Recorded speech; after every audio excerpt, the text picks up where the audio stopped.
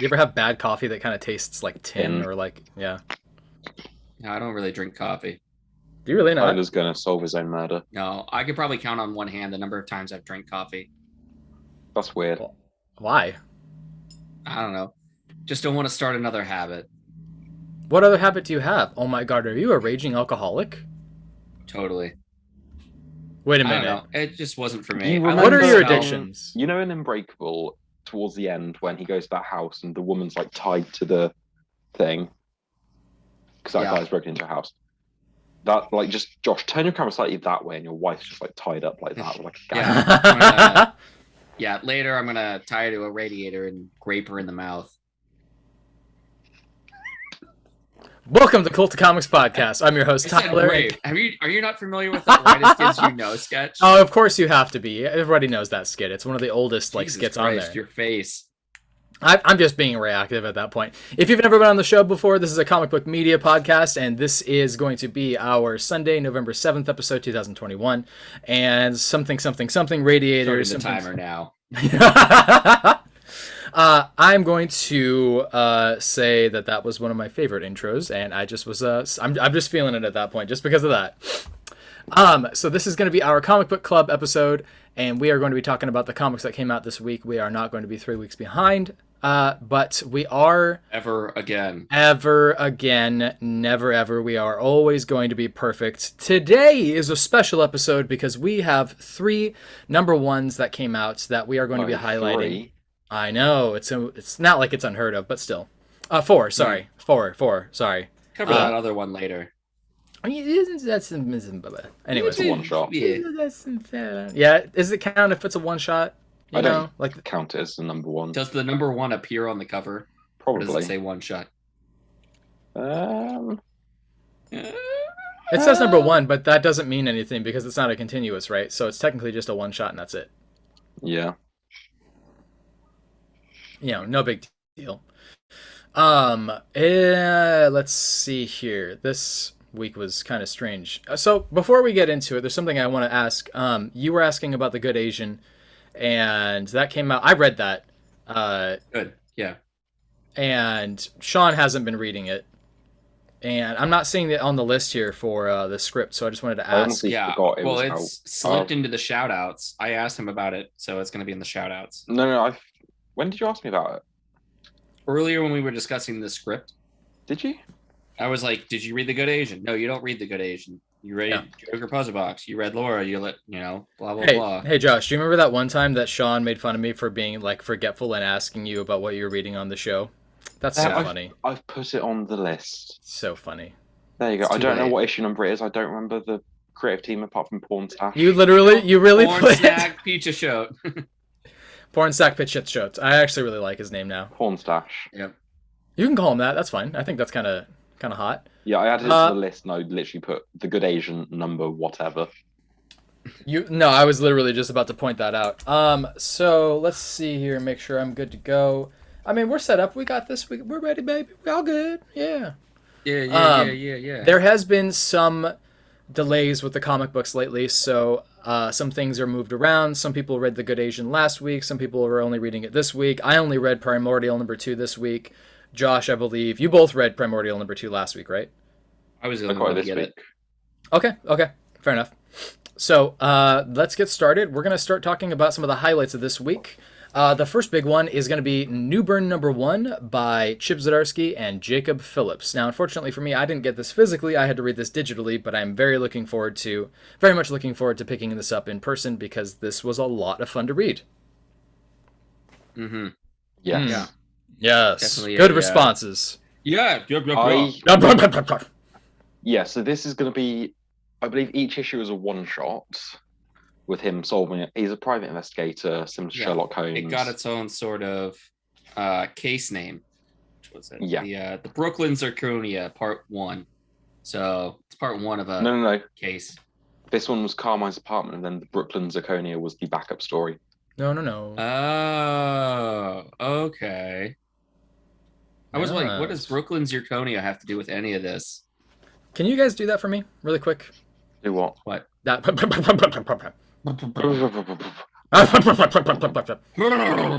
Can we just do that whenever we're in like mutual agreement with things? Rabble. I like that.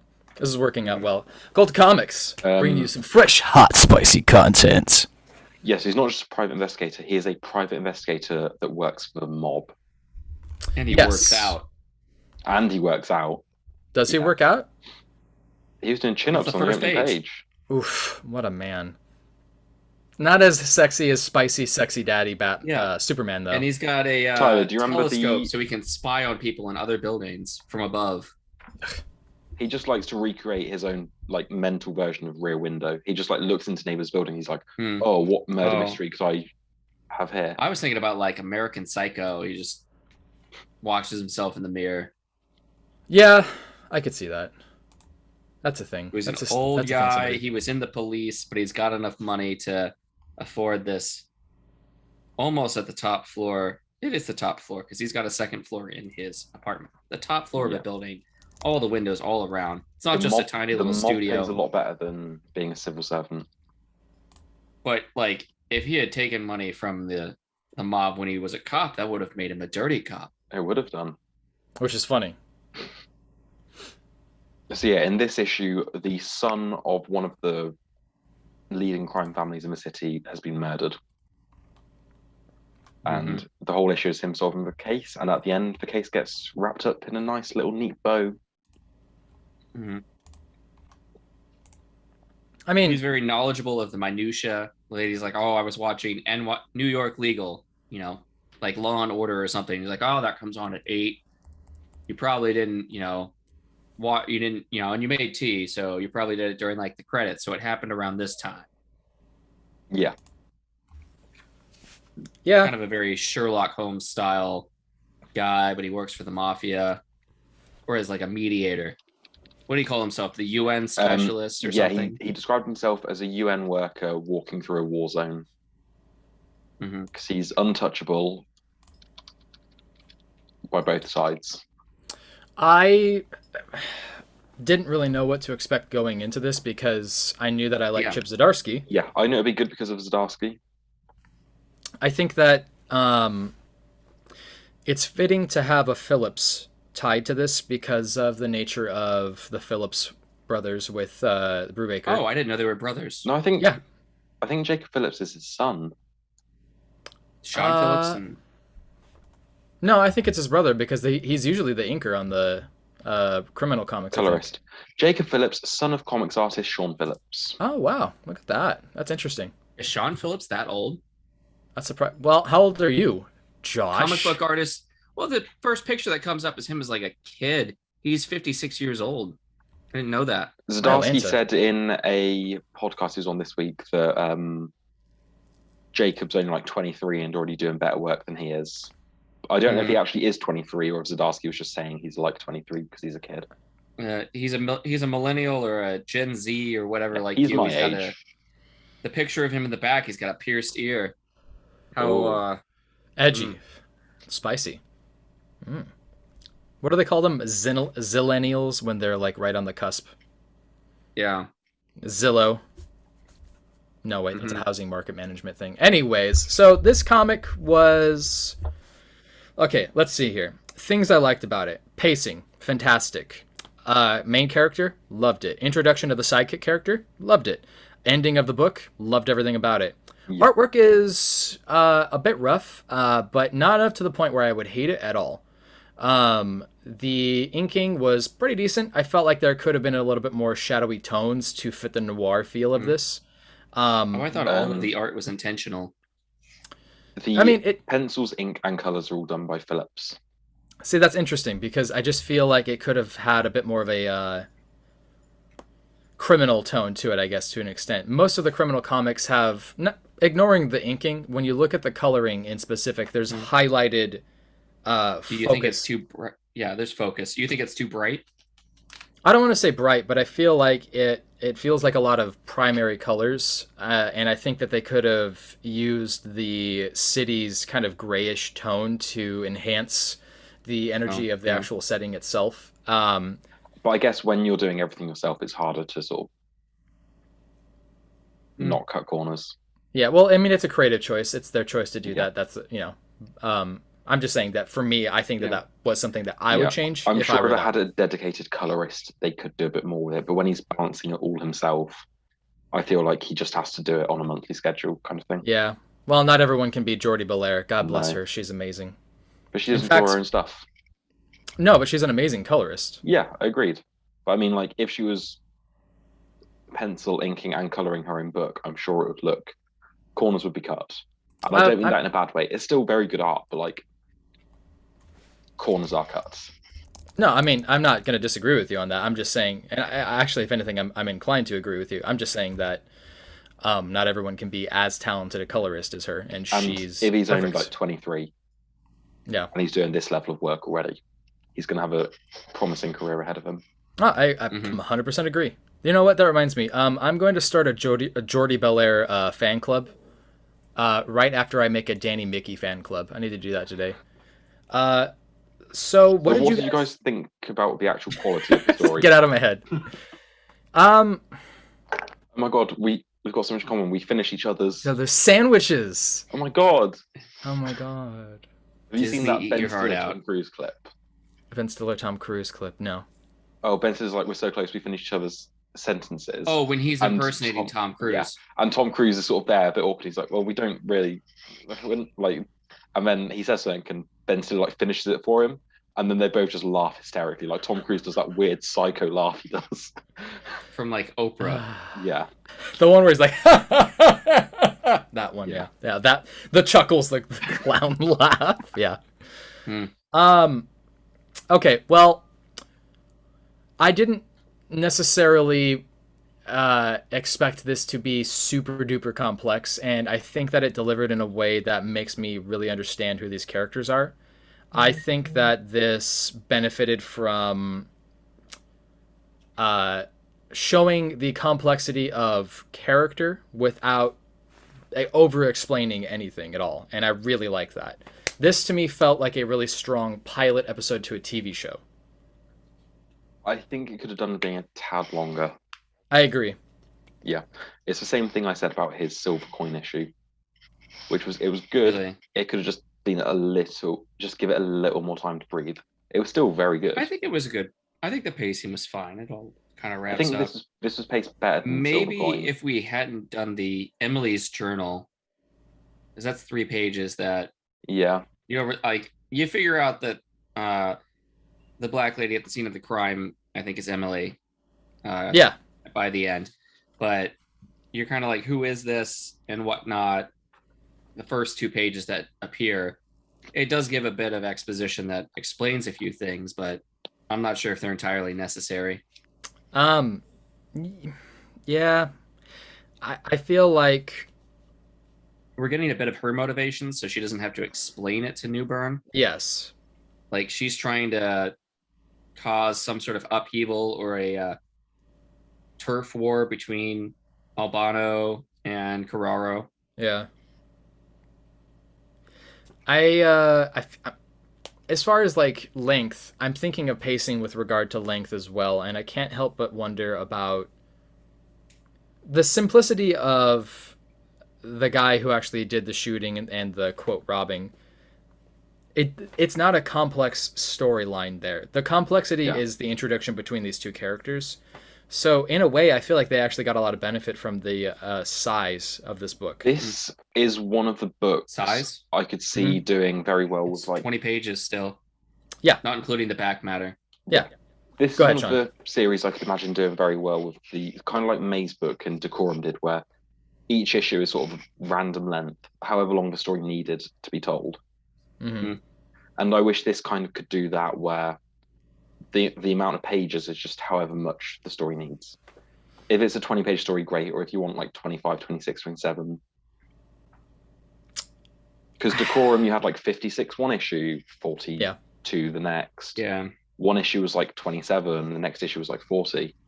Yeah. And I kind of feel like this could benefit from that instead of wrapping everything up in 20 pages. Well, a part of me agrees with you, but a part of me also understands that the focus of this is to introduce these two characters so I that way agree. you can get the actual like plot moving on. Yeah. But I think we cover a lot of ground in this issue. Like we see him move between so many different worlds. yeah. The cops, we see him move along with the Russians back to the police precinct, where we see many facets of what he's able to do. The detective work, the pretending to be a lawyer to smooth things out, more, kind of detective work, and negotiating. Yeah. His look reminds me a lot of the guy from Human Target as well this week. Yeah, I can agree with that. Yeah. They both had like the little grey streaks at the side of their hair. They both wore a suit. What do they call that? Wings, I guess? Yeah. I don't know. Yeah. Mm-hmm. I don't know. Anyways, like that Reed Richards style hair. Yeah. It's an interesting story. So I'll say that. I can't say that there's anything about it that made me go, ugh, No, it was very... I really enjoyed it. Yeah. I have complaints. It's not perfect, but I still really enjoyed it. Yeah. Yeah, I was along for the ride the whole time. Didn't really stop and go. Nothing really pulled me out of the comic. No. What do you think this back matter issue is going to lead to? The Brooklyn Zirconia? I'm not really sure. I mean, it kind of strikes me like they're going to have that every issue to just kind of lead up to maybe a background plot development. I think it would be smart if this was stuff that was going on in the background of the main story, so that way you don't have to have like 2 or 3 issues that focuses on that storyline. So that way when the main characters are interacting in the future, they can just refer back to the back matter storylines in the comic book. Maybe, or it might just be its own thing. I don't know, but that's 5 pages right there for the backup. Yeah.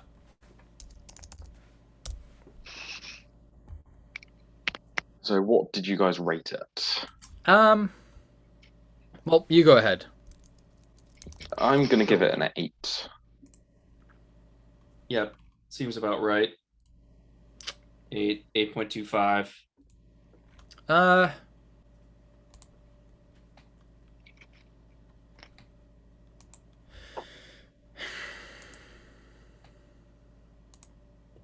I don't think it's generic necessarily. I find it engaging. I actually even liked the back matter storyline too. I really liked the art on that.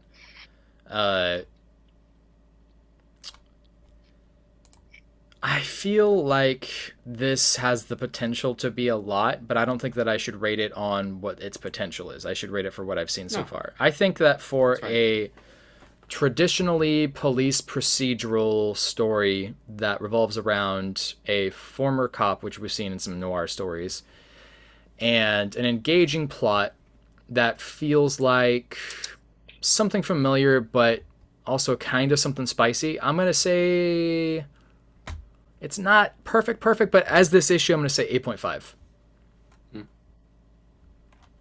Yeah.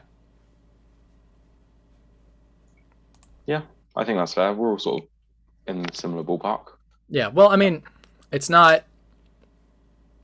I don't know what my 9.0 or a 9.5 comic would be for a criminal like style comic, but I guess it would be something along the lines of Brubaker's criminal series, maybe the storyline about the guy who ends up killing his wife.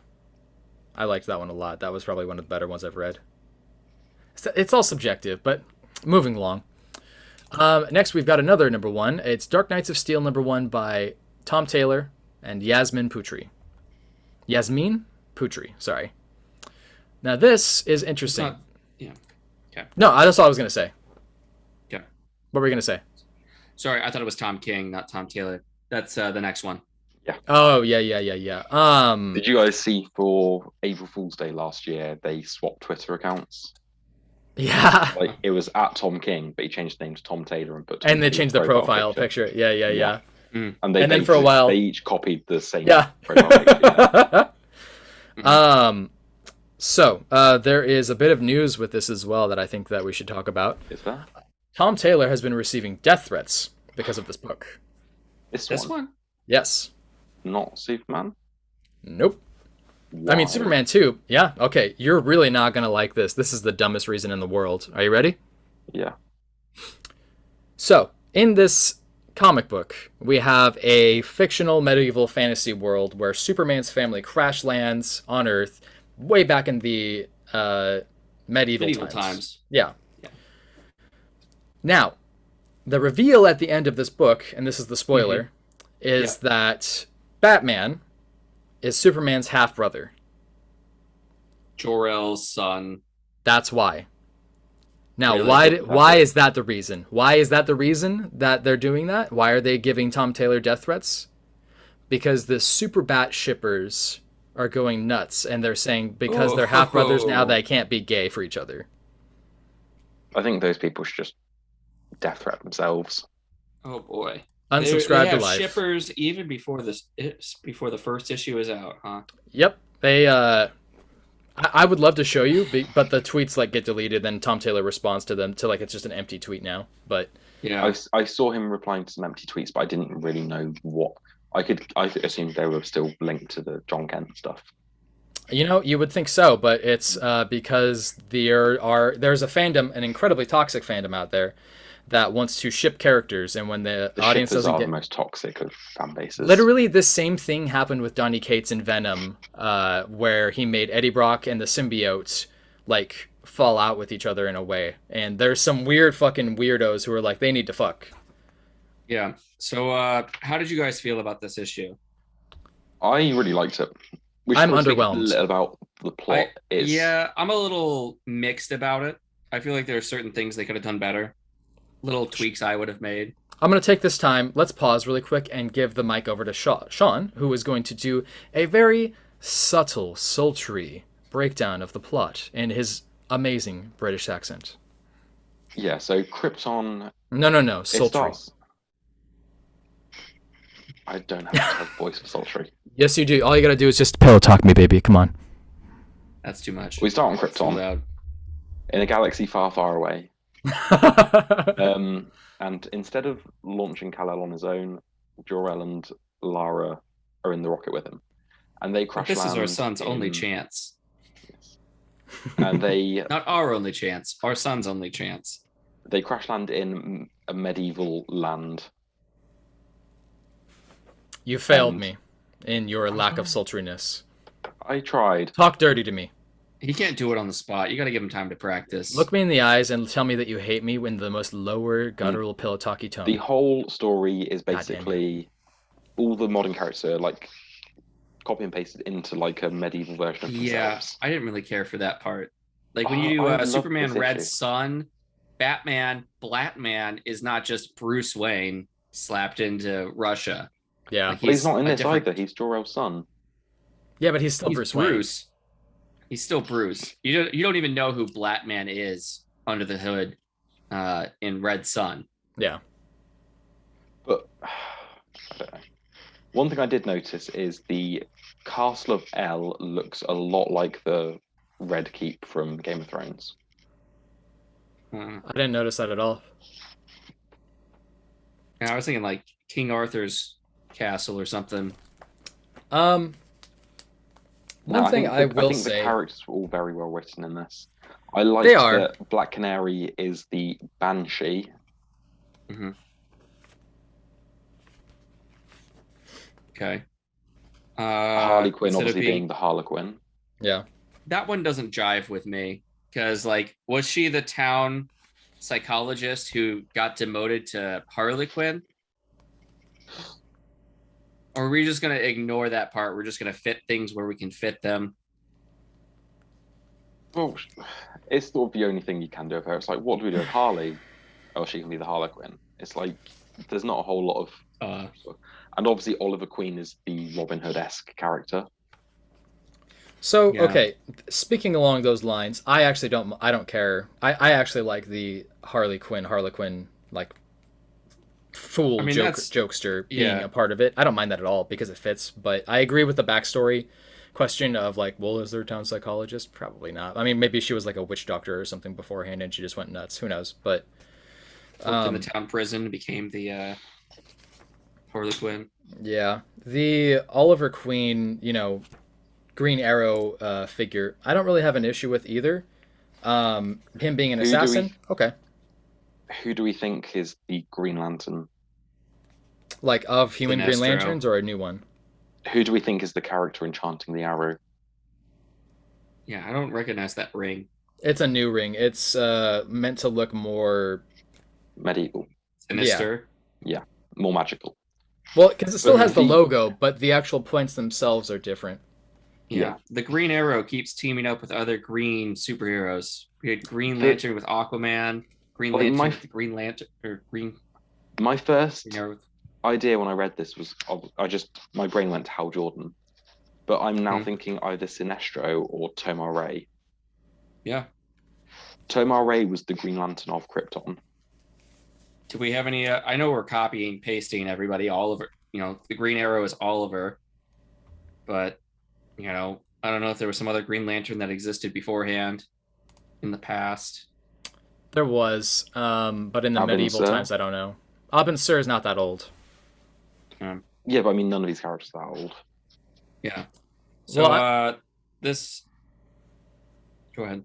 I was just gonna say that if you're following the copy and paste method, yeah, for sure. But I guess I'm just saying that, like, if you're saying as far back as medieval times and keeping the worlds outside of Earth separate in the timelines, I don't know who was that far back. Go ahead. We have King Jefferson. I'm guessing this is Black Lightning. Yes, Jefferson Pierce. Mhm. Oh, Constantine. I found funny That as well. threw me for a bit. He says the Green Man waits, and I thought his hair was kind of green, so Yeah, the coloring the there hair was a kind of little looks strange. green. I was like, Yeah. oh, this is how the Joker is made. Like, he goes crazy doing a prophecy and knows the future and whatnot. Yeah. And they're like, oh, this is Constantine. I really like the characterization of the Robins and how Mhm. Bruce was like, oh, let Stephanie do the interrogation in future. Yeah. Instead of calling him Dick, he calls him Richard. Okay, so here's my logic with this. It must be that. How can I even begin to explain this? Imagine if there's like a destiny for a placement of individuals, let the souls or their minds, whatever you want to argue that is. What if it's that the Earth just moved more slowly, and Krypton did not? Technology kind of develops slowly. Yeah, and maybe Maybe. that's the reason why these characters are existing in this space and Yeah. time. But meanwhile, Krypton obviously had the exact same fate. So that would be Yeah, the justification Kind on my of. end. I mean, like, in this future, Jor-El is able to create a ship to transport all of them instead of just little baby Kal-El. Yeah.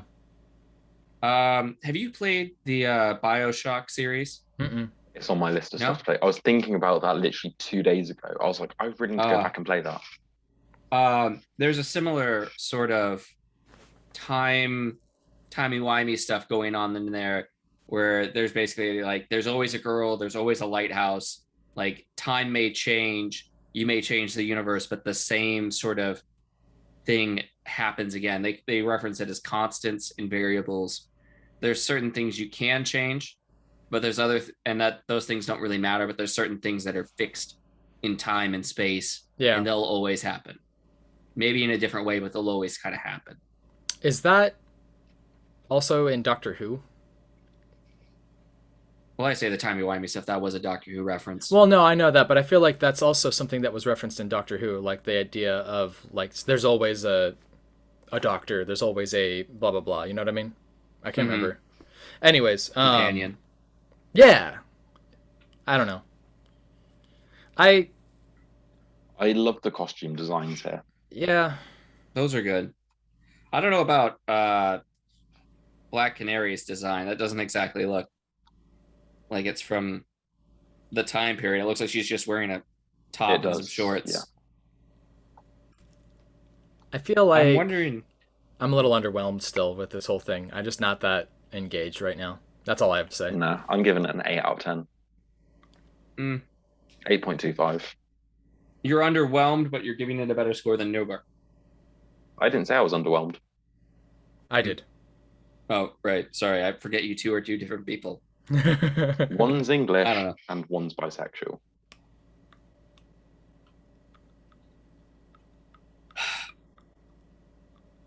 You can hear it in my voice. My bisexual accent always comes out. It just sounds very.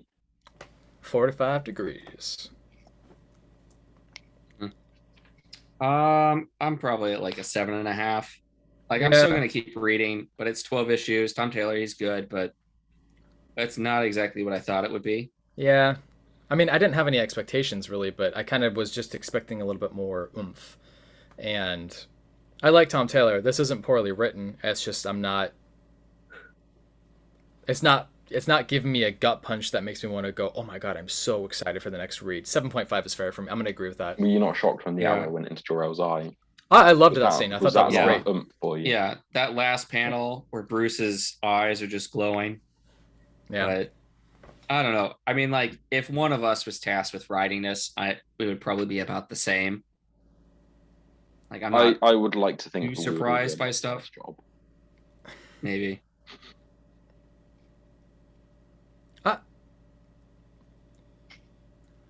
I don't know. I feel like if I was going to write a story about medieval DC characters, I mean, I probably would not do a copy paste of those characters into this world necessarily, but yeah, I've mentioned Red Sun before. I think that one was very good as far as I remember. Yeah, but you love everything by Mark Millar. I don't know. I'm going to check out number 2, and then I'll make more of an inclined decision from there about if I'll keep reading it. But as it stands, like right now, like I said, I'm just kind of like, meh. Art's good. Story's okay. 7.5. Yep. Moving on.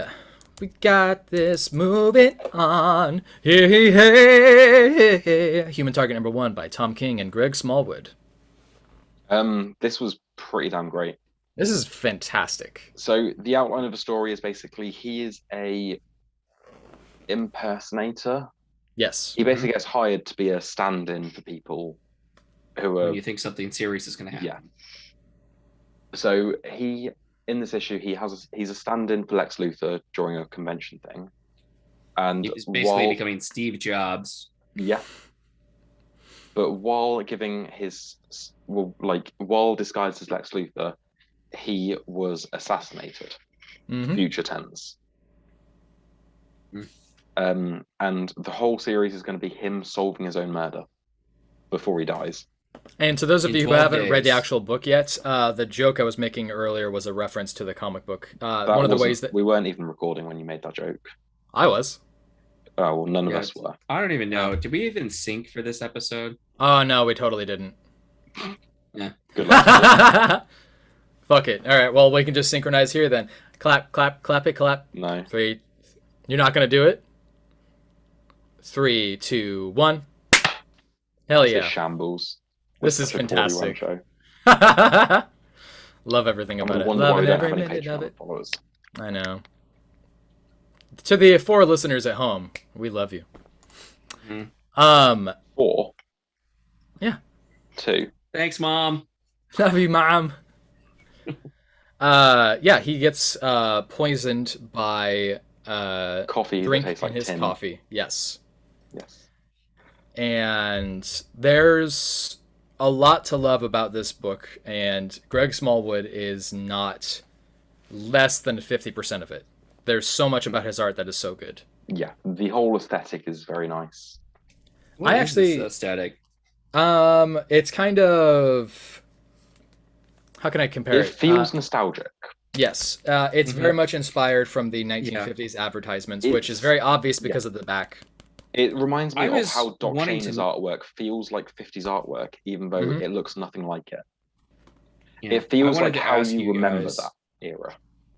I wanted to ask you guys, what year do you think this is set in? You think it's present day? Well, if it's if it's set at the same time as the Justice League International series, it's gonna be like late 80s. Lateys. Yes. Yeah. So you don't think that what was it? Sorry, I'm trying to find the page where he's presenting as Lex Luthor, and he's on the big screen. He's got there's somebody with a cell phone, recording this threat. Also, the cost of the Metropolis planet is $3, so you definitely know that it's like more modern. I think that this is meant to capture the aesthetic of all of the older comics while still obviously presenting it in a modern setting. I think Yeah, that's it's the kind of goal. like the costumes are all- Watchmen. Yes. The costumes are all the original 80s era Justice League costumes. So I've just noticed, also, that 2-page spread with all the JLI? Yeah. Black Canary Not looks a familiar with lot like these. Brie Larson. I could see that. There's something that you are also, all of you are ignoring. Which is? Hello? Hello? Yeah, Dr. what about Midnight? Midnight? That's old Dr. Midnight. That's not new Dr. Midnight. That's old, like, Not the minute. bad. That's This Midnight, is- not Dr. Midnight. Which is weird because they call him Dr. Midnight. Mm-hmm. I He's thought a that doctor, he was... but his superhero name is Midnight. I don't know. No. I thought his name was Dr. Midnight as a superhero. Yeah, Different character. yeah. I don't think so. I think you're wrong. It's I think that mid-dash your and parents are embarrassed by you, and I think that we are going to have an Quick, argument. everybody type. Tippy tappy, tippy tappy. Tippy tap tap tap tap tap tap tap. Rabble, rabble, rabble, rabble, Rabble rabble rabble. Uh, Am I right? Dr. Midnight. Do you want to argue, like in that video of those guys about the Wizard of Oz? Hold up! Hold up! Hold up!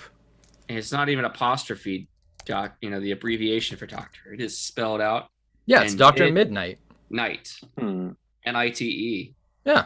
Middle of the night. Played by I Henry saw Thomas and something Stargirl. Give me a second. I saw No. something that said it was a different character. Well, you're so No. wrong. Look at you. You don't even know comic books. Why are you even on this show? I like the pictures.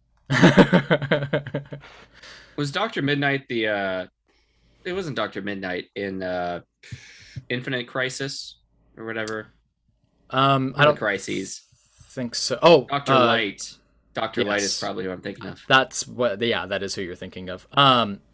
No, this is a golden age character. That's why I brought this up, is because this is an old 1941 era comic Justice book. Society. Exactly, baby. I fucking love the Justice Society of America. No. The problem is he refers to himself as Midnight, not Mid-Night. Oh yeah. Yeah, you can try to save this any way you want. I love you. It's No, okay. No, you're right. I do acknowledge that part. It is kind of And weird I 'cause definitely just saw acknowledge that it This part was of- me misremembering the thing I read. I love the fucking Justice Society of America. I think Blah. Batman looks sick on that 2-page spread. Which 2-page spread? The 2-page spread with Of the the- characters. Oh, of the JLI. Yeah. Yeah, that's such a He beautiful just, he spread. just looks cool. So Josh said he Yeah. didn't know who most of these characters were. Are you No, fucking no. kidding me? No, I didn't. From No, left to right, you've got Mr. Miracle, Yep. Who? the one Jack Kirby creation, Yeah. You have Ice and Fire. Yes. You have Rocket Red. Then Keep going. is that original Chip or the other one? No, that's Gnort. No, that's Is Gnort from Spaceballs? That's who John will Candy played, right? Fucking, I hate you. you have Guy Gardner. You have Blue Beetle. You have Martian Manhunter. Never heard of them. Booster I Gold. hate you.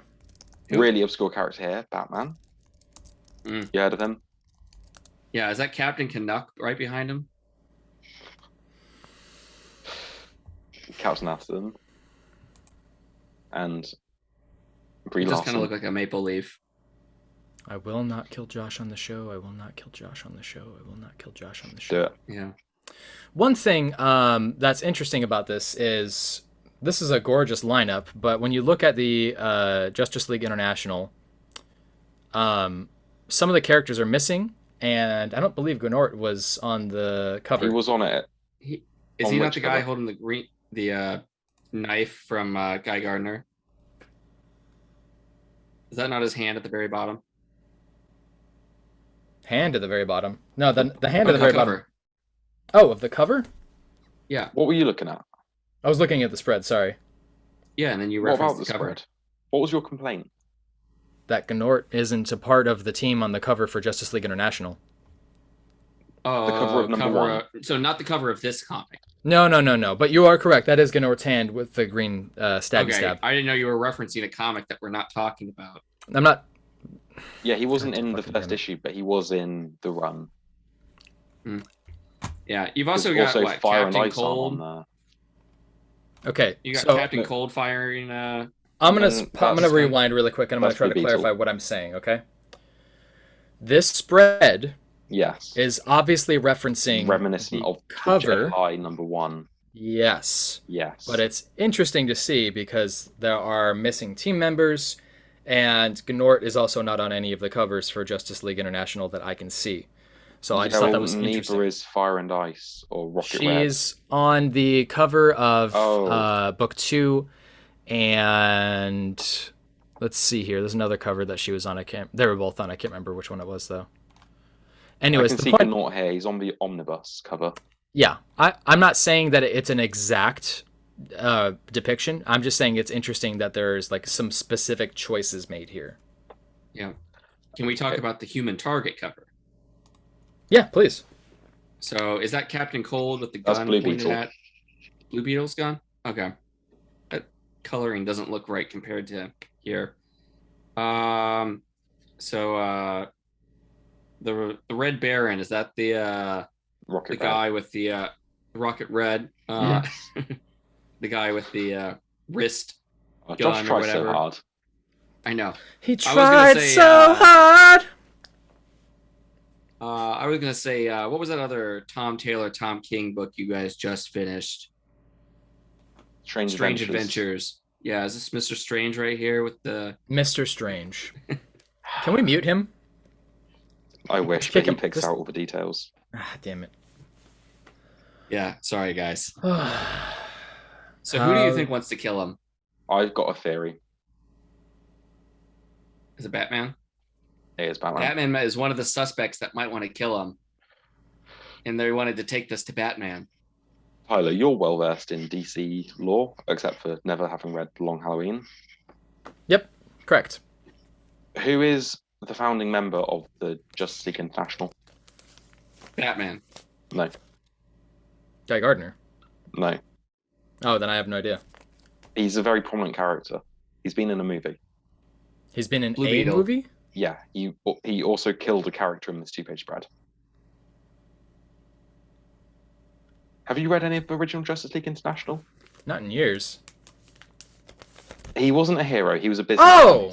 Yeah, I'm stupid. I know. Yeah. Yeah, I know who you're talking about. Okay. Who? Maxwell Lord. Who was also a featured member of the Justice League International. He Was he? founded it. Yep. Yep. And Well, What superhero he founded it, but he was also like the counselor or whatever to them.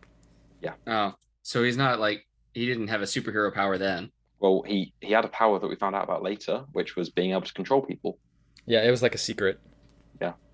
So I think he controlled one of them to kill Lex Luthor. It's basically like Mark Zuckerberg trying to assassinate Jeff Bezos. Mm. No, Elon Musk trying to assassinate Jeff Bezos. And how long ago was this that Wonder Woman killed Lord? 2003, 2004. Oh yeah, Infinite Crisis. Countdown to Infinite Crisis. Oh yeah, it was literally Countdown. no, it's Wonder Woman. I remember Sacrifice, that. which took That place, gets like moments before. televised or whatnot. They're like stopping Yeah. OMAC. I read that. Yeah, because the opening page long of ago. JLI is the opening page of Infinite Crisis is them dealing with the aftermath of her killing. Hang on Yeah. a tit. That's Hold on a I'll interesting. do that. What? Go on. Look at the page where we are introduced to the human target dressed as Lex. The Where girl he's sipping giving the them coffee. coffee. No, not the girl. Look at the background. There's the lights. Do they look like eyes to you? A Mm, little. nah. But that could just be an artistic choice. Like, if Yeah. they're just lights. I don't know. I might be reaching, but that's just interesting to me. So this is 12 issues, right? I think Most it's 8. likely, yeah. Is it 8? Okay. Because I thought we'd cover one day every issue or something. Oh yeah, it'll be as many. It's 12 days, isn't it? Mm-hmm. It'll be 12 issues. Days. Interesting. Okay, so who's this guy threatening him in Russian? That'll be Rocket That- Red. Yes. That is the redesign later on. You can see that featured in Geoff Johns' run of Green Lantern with the flashback sequences where Hal Jordan is a prisoner of war, and so was his partners back when he was more active with the Air Force. Mm. That was issue 30 something. Yeah. And then is this Brie Larson on day 6? It sure looks like it, doesn't it? Yeah. All right, now that we have broken that down, let's talk about the actual writing of the book. So this is traditional noir narration, Yeah. which I love in this because it fits it really well. I was actually waiting. You looked like you wanted to say something. Go ahead. I love how it's a murder mystery, and the guy who's been killed is solving his own murder before he dies. I love it. I love it. I really didn't want to pick this up because I was like, I don't need to keep getting more miniseries, but god damn it, this was good. This definitely feels like it fits more into the Strange Adventures Mr. Miracle side of Tom King as opposed to the Heroes in Crisis. Yes, I agree. Oh, this one's by Tom King. Good lord. Yeah. So this was 28 pages, so it's not Yeah, small. a little oversized. We gotta pay $5 though, because I don't think there was anything that wasn't cardstock. Yes, because it's a Black Label book. That It's too. slightly more prestige. Mm-hmm. Prestige worldwide. Prestige worldwide. So All right. I can't really compare it to much, but I am really drawn, no pun intended, to how well this just kind of fits so... A lot of the pulp noir and pulp western energy that you get from the old dime novels, and it's just really engaging, and you get the little bit of foreshadowing for what's going to happen over the next 12 days before they do the flashback to why he's dying. Yeah. And it's weird how much it feels familiar, and yet I can really firmly say that I can't say I've read anything like this, and I'm really curious about how this is going to go.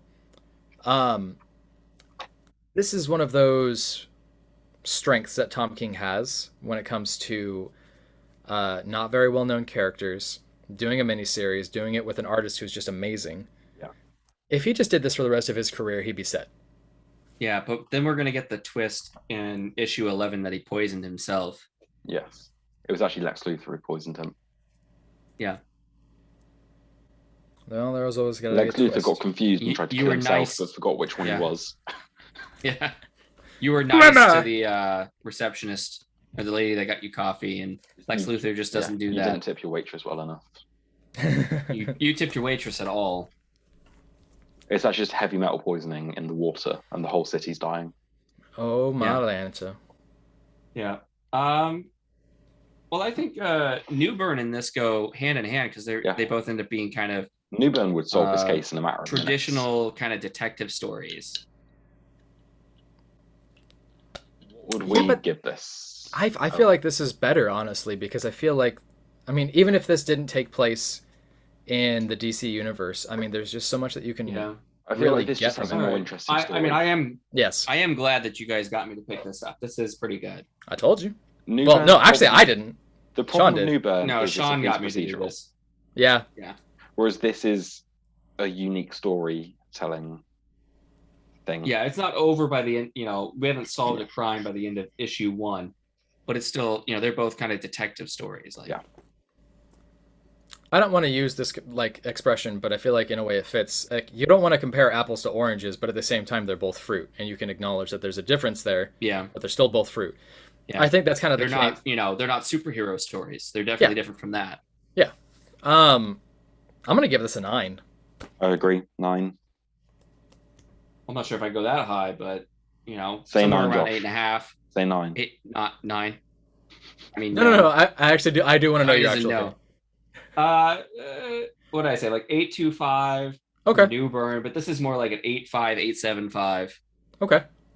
8.666. Repeating. Thank you. I mean, okay. I'm not going to disagree with you on that. It's your opinion. Okay. I don't know. I It's just feel definitely really good. engaged with it. I don't know. I couldn't pin down exactly. I mean, again, honestly, a lot of it is because of the artwork. The artwork really just enhances so much of this. But the story's really good too. Yeah. Yeah. Okay. Cool. All right. Let's move along. And what do we got next, Crossover, guys? Number 9 by Donny Cates, Geoff Shaw. You know, this to me is honestly kind of a book in bad taste, in my opinion. Yeah. Yeah, I just don't think that this joke lands very well, especially with the recent death of Scott Snyder. Yeah, and writing his book. He knew something. Donny Cates knew something. I think that Donny Cates opening up a bank account for people to fund money after Scott Snyder died for his family and then putting it into his comic book, a bit much. I don't know. Next thing you know, he's going to... I don't know. He can't keep getting away with this. He can't keep getting away with this. Bastard. I will say the story is really good, though. Yeah, the story's going great. The issues are just too short. Yeah. Even though they're normal length, I read it in a matter of minutes. I think And it's I've got to getting wait a like month for the next issue. super meta. So meta.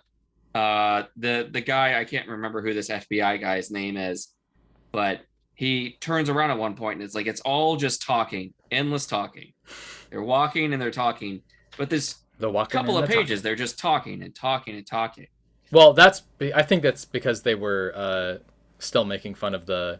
Yeah, I know. I'm saying it's too meta. Okay. Now, then, remind me here. We go on to lampoon Bendis with powers. Okay, yes, which I really liked. I don't hate it. It's very meta. It's just funny to me whenever a writer makes fun of Bendis' speech. Yeah, Morrison did it in his Green Lantern run. There. Cates is doing it here. Just so many words. Yeah, I mean, I understand the logic behind Bendis' speech, and I think that it works sometimes, but every single time, no. Yeah, it worked in this book. Well, yeah, especially because they're making fun of him, so yeah. Yeah. I think it's starting to finally pick up again. It started to lose me a little bit. I'm happy it's picking back up. And it's not just because of the ending of this issue. Yeah, this issue's a lot stronger than the last issue. Yeah, dramatically so. I don't know how to feel about the relationship between father and son with the priest. I don't know. Yeah, the guy's arrested. Preacher, sorry. Yeah. Son of a preacher. Yeah, this guy's arrested. He's in custody, tied to a chair, and he's still smug as a fuck. Yeah. I don't know. I'm finding their relationship less engaging at this point, and a lot of it is because this preacher man has not been around that much. We've only seen him in the background maybe 3 issues. And Something like that. Yeah, I mean, the last time we saw him before this was where he was in the basement torturing a dude, you know? That wasn't even a superhero. It was just dressed like a superhero. Like... I think this book has a lot to say about religious extremism. Well, I mean, it kind of makes sense because Cates is, from the Deep South, so he definitely is exposed to it a lot. I don't know if you guys have ever been to a con and then there's a protest outside. Really? Have you ever? Oh, that must be a... Not any of the cons that I've been to. It might be just like a Deep South and Pacific Northwest thing. I know it's a Pacific Northwest thing because of the religious extremism that comes from like Eastern Washington and Idaho. When was the last time? Anyways, the last time I was at a con, there was a guy outside holding a gigantic sign with a crowd of people, and they were saying like they were trying to imply that like cosplayers were worshiping the devil and that there should be no false prophets and that we shouldn't worship superheroes because we should only worship God. It's this really intense religious extremism with Christianity. and it just was really out of place and really easy to make fun of because it's so ridiculous. But it is something I've seen before. Mm. Um. So they're doing these kind of like secret Comic Cons, and they're masking it as like a theater showing the Mask of Zorro, like in Batman. Which I don't know how anybody can miss that. Yeah, well, that's got to be like their secret sign to be like, this is a Comic Con. Come on in. You know, no one's gonna stop to watch the Mask of Zorro or something. You know, it's actually funny you mentioned that because my local theater that has been around since 1910 actually is showing the Mask of Zorro. All right. Well, avoid the alleyways. Theater, the other day showed Harry Potter and the Philosopher's Stone. Mm-hmm. Yeah, you mentioned that. That's a great story. Thank you. Just had to throw my Britishness in there somewhere. Yeah. Oh, Turf Island. It's like you'll never change. July 4th. It's time to watch Die Hard. Yeah, pretty much. Oh, wait, Sean, did you watch V for Vendetta on the 5th? Of course. Okay. Edgelord. Who watches Die Hard on July 4th? No, we watch it on Christmas. Yeah, that's a Christmas movie. Well, Live Free or Die Hard is a July 4th movie. Live Free is that the fourth one? Die Hard. Yes. I don't know. Which one's a good day to Die Hard? That's the third one. Is that the one with Justin Long? Oh, no. The third one's Die Hard with a Vengeance. Oh, you said a good day to Die Hard.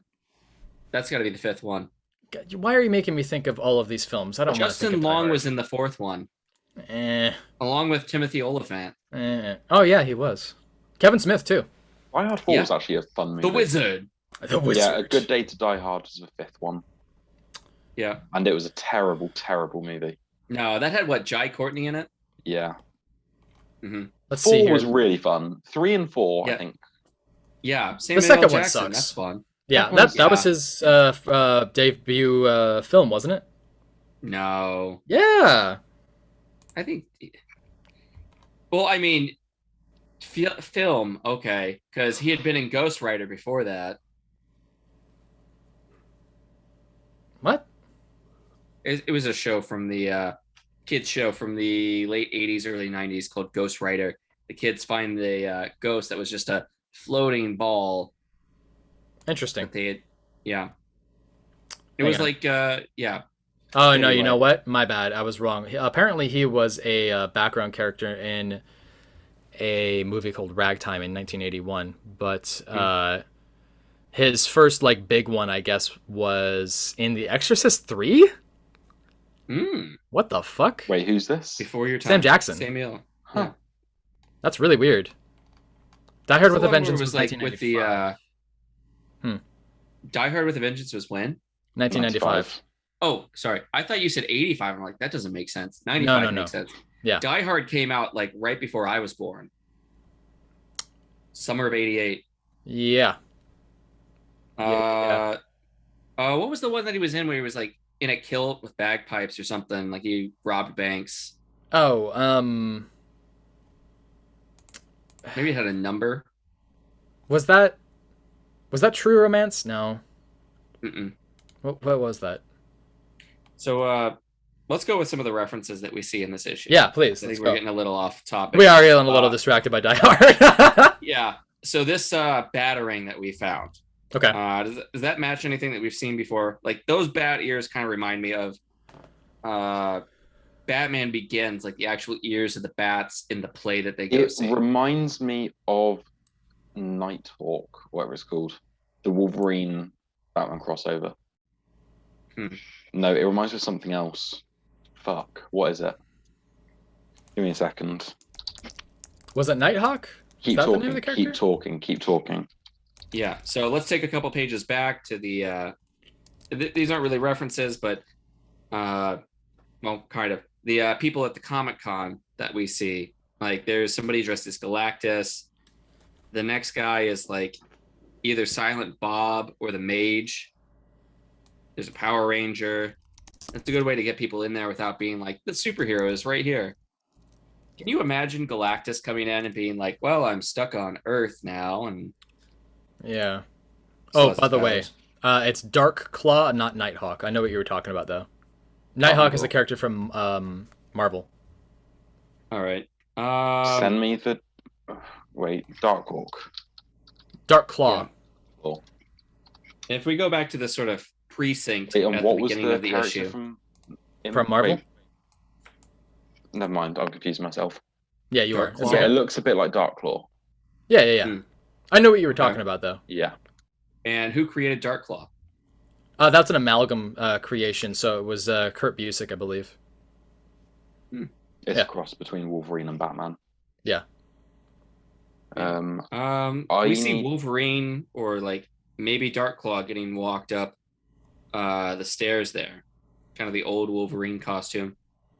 Orange and yellow. Not really any browns. We see Savage Dragon. I don't know. Is this Barbarella? I'm assuming yes. Is that robot in the background as well? The The second picture with Wolverine. Yeah. kind of Ultron robot. Yeah. I don't know. Like I said before, like it's definitely picking up pace here, and I'm appreciative of that. I just feel like there's some slipping through the cracks with the audience engagement because, like I said, I feel like the Preacher Man is just kind of there at this point, and I don't hold him to He any doesn't kind seem of like he regard. should be a big threat. He should be an annoyance because he's just some regular guy. He's not a superhero from the other world. Yeah, I watched him be like the actual villain by the end of the plot, where everyone's like, "Oh, you're gonna have this villain," but then he's just carrying on in the background until the end. He's been coordinating behind the scenes and playing chess while you're playing checkers. Exactly. Hmm. Are you guys still like having fun with this? Because I mean, I'm still Pretty gonna read enjoying it. Yeah. I don't know. Do you guys see what I'm saying though? I definitely feel like there's something kind of missing at this point though. There's an energy or something with this, something that's not making me as like with it. I mean, I kind of get it. Do you disagree? I don't disagree. I mean, like, I think I might know what you're feeling, but I'm still along for the ride. Okay. It might just be me then. Maybe I need to go back and reread it. All right. Well, do you guys want to give it ratings? I'm just looking for Batman ripoffs that it could be. Maybe we should just look for batarangs. What for? Daddy from speculations? Kick-Ass. Hmm. He doesn't have a batarang. I don't know. The logo looks really familiar to me. Oh, let's. Nighthawk for Fixer.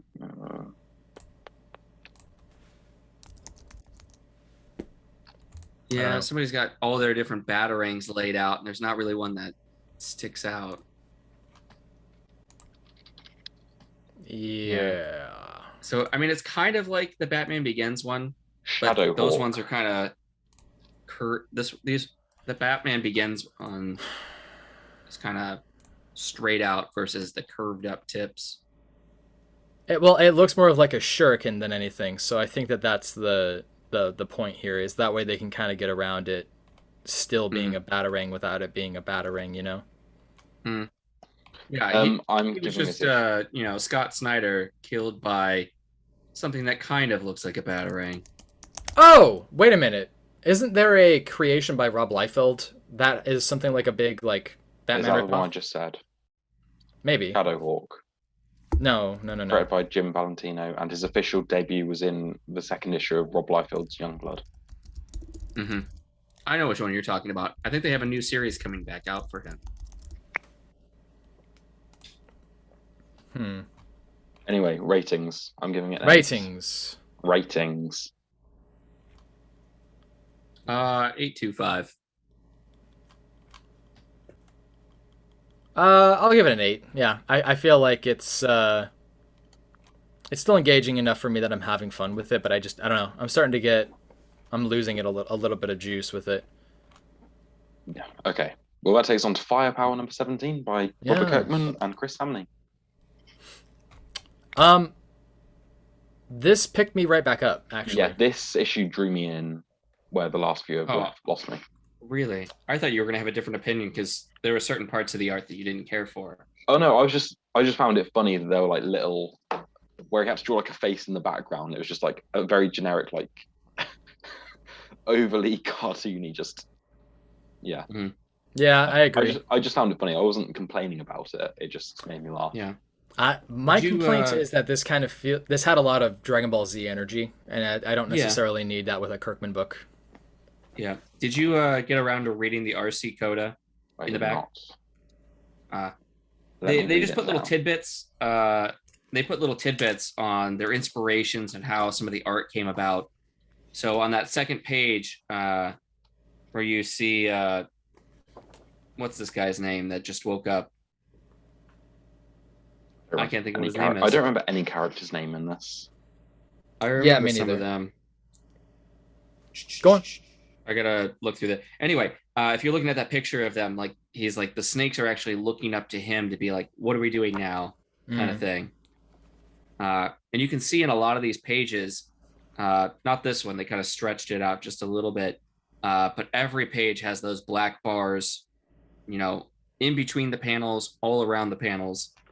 But if you jump forward a few pages, like not even a few pages, like page 4 where the snake is being put down Chow Fang's face, they eliminate the black bars there to really do kind of like a widescreen shot. And it happens again later when this guy, does his Dragon Ball Z blast. They eliminate the bars on the left and right, top and bottom. And one of the things that Kirkman says is that, Master Shaw for him was inspired by an old G.I. Joe villain called the Serpentor, who had snakes that he would turn into spears and throw. And he's like, the part that I love is being able to take inspiration from stuff and then tell you what I want, but not tell you where the inspiration is from, so you don't get influenced by the inspiration. You just get, to give your own interpretation. Huh. So it makes it more original by not telling them where the inspiration came from. Yeah, I'm seeing the conversation between the two. I like that. I mean, Kirkman is very obviously the guy who was like, I'm going to take that from He says he doesn't do it too often, but... Nah, that's a lie. It's a fucking lie. Look at the opening for Walking Dead, and you tell me that's not an exact ripoff of what happened with 28 Days Later. Wait, what year did 28 Days Later come out? I looked into this before I said that. It's 28 Days Later came out a few years before Walking Dead did. Well, Walking Dead started off as a Night of the Living Dead parody, sequel. Yeah. It also started in Kentucky instead of Georgia.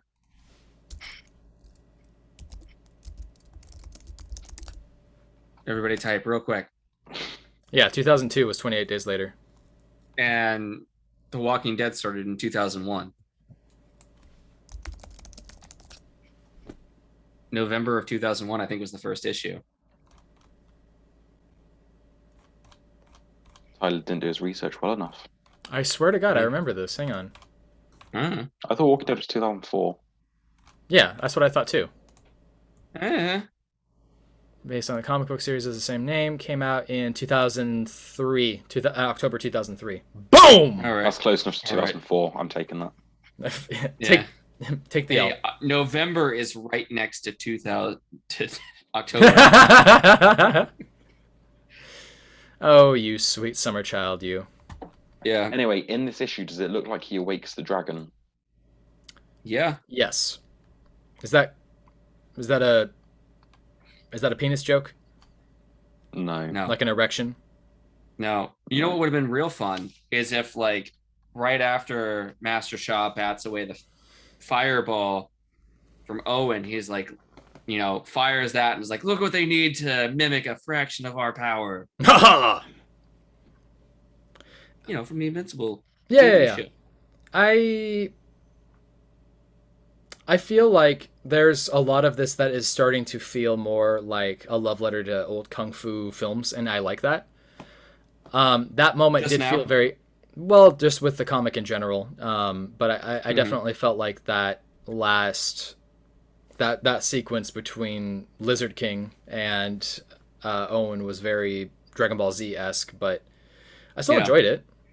I don't know. I got maybe like an Akira feeling from him awakening the dragon, where there's that explosion and he's just like right there in front of it.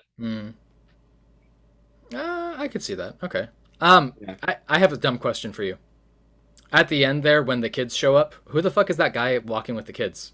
That's cop partner guy. her detective partner. That was thank not Leywin. Whatever the dude's name is. you. Dude guy. Master, friend. whatever. Master dude He's friend. like, you know what? I know your parents just went off, but let's go follow them right now. Yeah. Based on the amount of time it would take them to hike up there. Yeah. He's also like, the best place to be is right next to your parents. When they're fighting for life and death. Kirkman was like, you know what? All of my comics are about family. I need their family to be there, even though they left them. So we have to find a way to have them there. For some odd, whatever reason that is. Who knows? Yeah. What was there? Also in the RC Coda, they had page 3 where whatever his name is talking to Owen. They're basically like, we didn't want them like whispering to each other, but we wanted to show that they were just kind of talking to each other. So we have them kind of talking out of the side of their mouth at each other. Mm-hmm. You can see their lips kind of. Yeah, slid. Yeah, I liked that a lot. Good touch. Oh yeah, the at the bottom of that page where Master Sha is holding Chow Feng's face, it was supposed to be kind of like Hamlet with "Alas, poor Yorick, I hardly knew him." Okay. There's a lot of call outs in this. I love that you're just picking up on all of these things. I mean, obviously, a lot of it is because you read the RC Coda, but still, I like that you find these. Yeah, I told you guys, you got to read that stuff. They have a call for like an AMA. They're like, I don't have time to go online and do an AMA, so just send your questions in, and we'll probably answer them in like issue 19. Yeah, that's fair. All right. Do you want to do some ratings before we hop into Good Asian? I'll say 7.75. Dude, that's what I was gonna say. It's good, but it's still just continuum story. Yeah.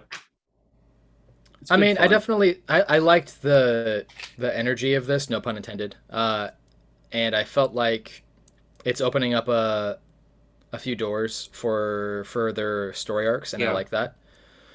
We're getting that kind of power creep, and we're seeing like, oh, you thought this fireball was like the be all end all, and he's like, nah, I'll blast you away with this giant cannon. I mean, I don't want to necessarily just agree with you guys for the sake of agreeing with you. I don't think that this is a C necessarily. A C plus maybe. That's what we said.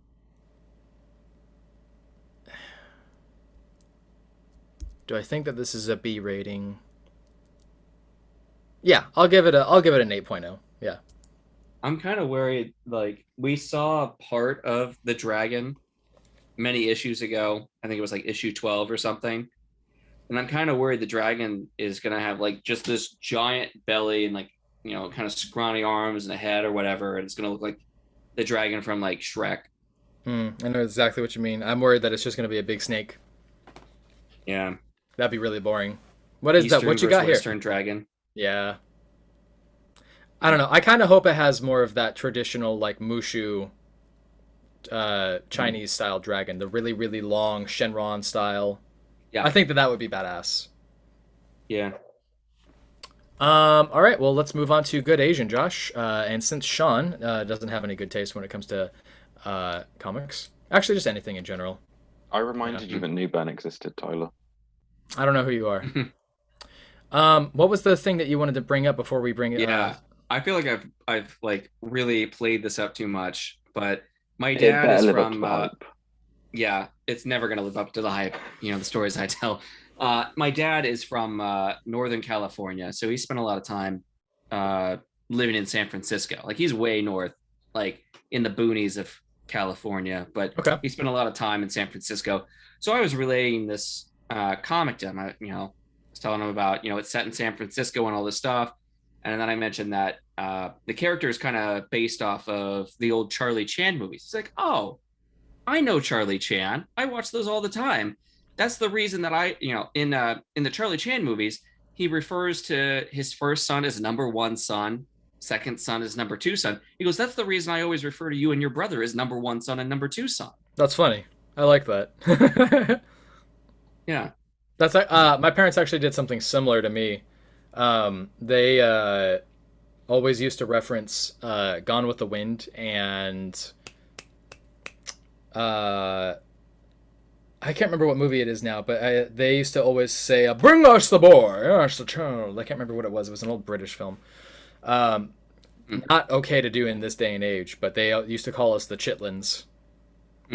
Yeah, I don't know if they know that. Yeah, I don't know if they know if that's a little questionable now, but yeah, they used to call us the Chitlins because of Gone with the Wind. I've never actually seen a Charlie Chan anything before, mostly because obviously it's really like not socially acceptable anymore, and it's it was at the time. It was progressive at the time, but we've kind of moved to the viewpoint has kind of changed on that. Well, I think that it's in justification too, you know. Yeah. So, what number is this? This is Good Asian number 6. Okay.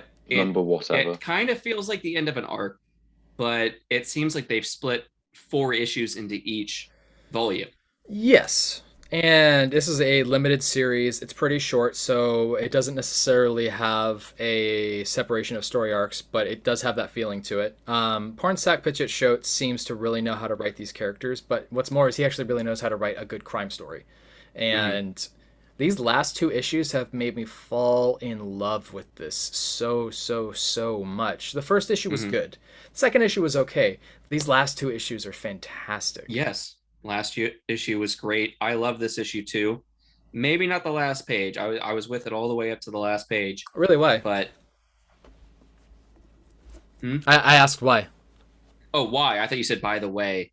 No, the last page, I was, cool with all of this, the detective work, trying to figure things out. Not exactly the betrayal. Like, it's fine that he had his own thing that he misunderstood. But this Mr. Nash, I've completely forgotten who this is. We're at issue 6. I don't remember who this guy is. Really? Yeah. Was he involved with the club owners? Yeah, give me a second. Hang on. I gotta get the actual book itself. Yeah. All right. So. Anyway, for everybody else, we. I got it last week, so it was over on my stack of boxes. Yeah. Okay. So Victoria and Edison kind of not exactly get back together, but they kind of end their tiff of not wanting to speak to each other. He goes to her because he's injured. Yeah. So she nurses him back up just a little bit, and they talk through the mystery. They have their different viewpoints of what's been going on. They both, they're both trying to get their father out of his coma, figure out what happened to Ivy Chin and what's going on currently. Yeah. So they're talking to each other while working out the mystery, trying to figure out where all the pieces that we've gathered so far fit together. I wanted to point this out really quick. Can you do me a favor and look at page number 19? Of this issue? Yeah. I gotta figure out which page that is. It's this one. I love this. He looks like oh yeah. You know what I mean? Mm-hmm. Yeah. What's his name? What does he look like? Dick Tracy? Yeah, Dick Tracy. Mm-hmm. It's a very Dick Tracy look right there. I love it. Yeah. So, if I remember correctly, Mr. Nash was one of the nightclub managers from issue 1 or 2, I think. Am I probably right? Issue 2. I was like, I think he's probably one of those guys. I don't know how he works into this though. Well, I don't know if we are going to get that reveal immediately. I think the moment of this is to highlight the fact that she is obviously working with him. Yeah, Victoria has kind of played him. Yes, essentially. She helped him kind of solve the mystery, but she left something out and brought Edison to the wrong conclusion. Mm-hmm. And it looks like this burn victim has also been played. What's this guy? That guy's name again? I forget what his name is. He's part of he was playing Wei Long. Yeah. Michael Martinez is the guy that killed Edison's mother. Yeah. Holly bragged he was the illegitimate heir of Abraham Woodward. Yeah. Did you notice that the cover coloring changed? And I feel like that's very, very intentional. What do you mean the cover coloring changed? Okay, so if you look at 1 through 4, you have the red label on the side near the spine with the black and white cover. Then with issue 5, we have the Hulu dancer in the very Hawaii theme. That's then, the A cover you're talking about? Yeah. And then you have number 6 here, and it looks like the future issues are going to have this as well, where there's an orange portion on the right-hand side, and there's going to be more enhanced color, specifically red, orange, and yellow. Whereas before it was, I mean, from issue number 1. Issue number, this is a 10-issue series. We're not halfway. 10, yeah. Yeah. We returned to the red in issue 9. That's one of the covers. Well, it has a bit of it, but it still has the orange label on the side there. Sorry, it's the variant. The variant cover is the red label one at that point. The red bar. It feels to me like it's bookending itself, and that's interesting to see. Because issue 1, you have black and white, 1 stripe red. That's pretty much it. Issue 2, you've got similar, but there's like a weird kind of like goldish hue in the lettering for Good Asian, as well as the Chinese lettering on the domino. 1, 2, 3. Yeah, you see what I'm saying? All the way up through issue 4. Issue 5 had the hula dancer. Yeah. So they didn't have... But issue 5 was kind of a different type of issue. Yeah, but again, it's the... Yeah, and the red was pretty much always in the left side. That's what I'm saying. 1, 2, 3, and 4. Yeah. Okay, that's what you're talking about, the bookending. Yeah. I 6, feel like 7, I 8 feel like it's all telling have a the story orange. in itself in its own. Oh, yeah. So issue 9, the main cover A does have the orange on the right, and the variant cover has the red on the left. Yes. It's just interesting to me to see this now. Yeah. I didn't expect this to go in this kind of surprise direction, I guess, with the femme fatale being revealed to be her. I guess I expected the femme fatale to be the original love interest. Of the dad? No, I'm sorry. The one that he had that Edison had at the beginning of the series, the one who slapped him and like walked off. Do you remember her? Victoria. The one whose father he interacted with, remember? You don't remember that? Other than Victoria, I don't. Is that her name? I thought this one was Victoria. Yeah, his sister. No, not the one I'm talking about. No. The Asian woman. I gotta go look. Yeah, I'll have to go look at issue 1 again to remember. Okay. Anyways, I guess I just didn't expect the femme fatale to be Victoria. I expected it to be the Asian woman from the earlier on in the series, the one that slapped him and walked away. Yeah. So you're not talking about Ivy Chen, who's on the run from his stepdad, right? The maid that they're looking for? No. Okay, that's fine. Yeah. So Edison's been, he's been put through the paces, and he's kind of looking like he's at the end of his rope, but we still have, we have 4 more issues. We're past the halfway point. Mm-hmm. I didn't exactly, I kind of still expected Frankie to survive. I didn't think they'd kill him off. I really did. I'm just blown away that happened. That was such an out of nowhere pull, but it was good. I'm not saying it was a bad choice. I just think that it was, shocking. Yeah. So we've got this, we get more reveals at the end. We think it's this heir to the Woodward fortune. Ends up, Ivy is his sister. Says, what do they do to my sister?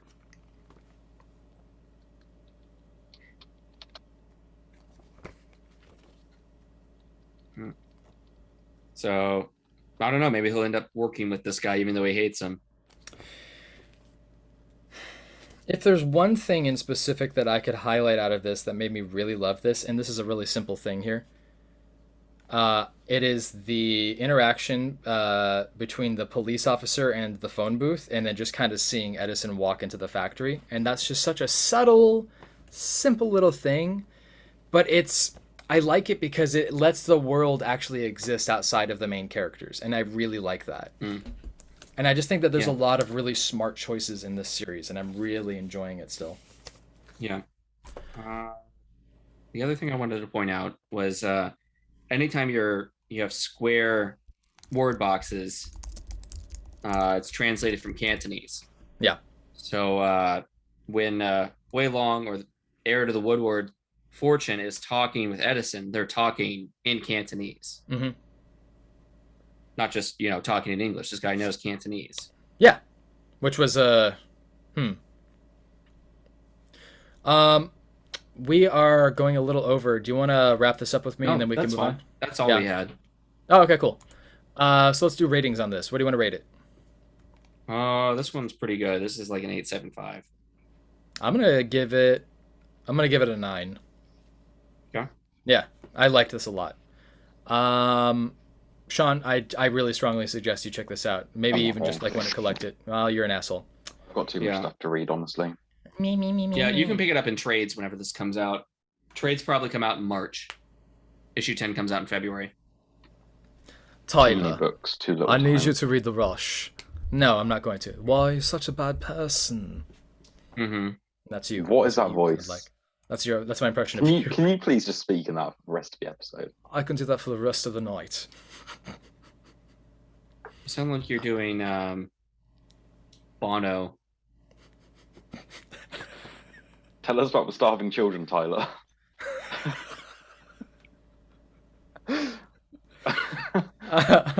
Please buy these red pro. I can't do it. I'm sorry. Like it's as bad as when Sean tries to do an American accent. All right, moving on. We're going to talk about Primordial #2 by Geoff Lemire and Andrea Sorrentino. Do the English accent for the rest of. Primordial #2 Do the by Geoff thing. Lemire and Andrea Sorrentino. Say the line, Bart. Say the line, Bart. All right.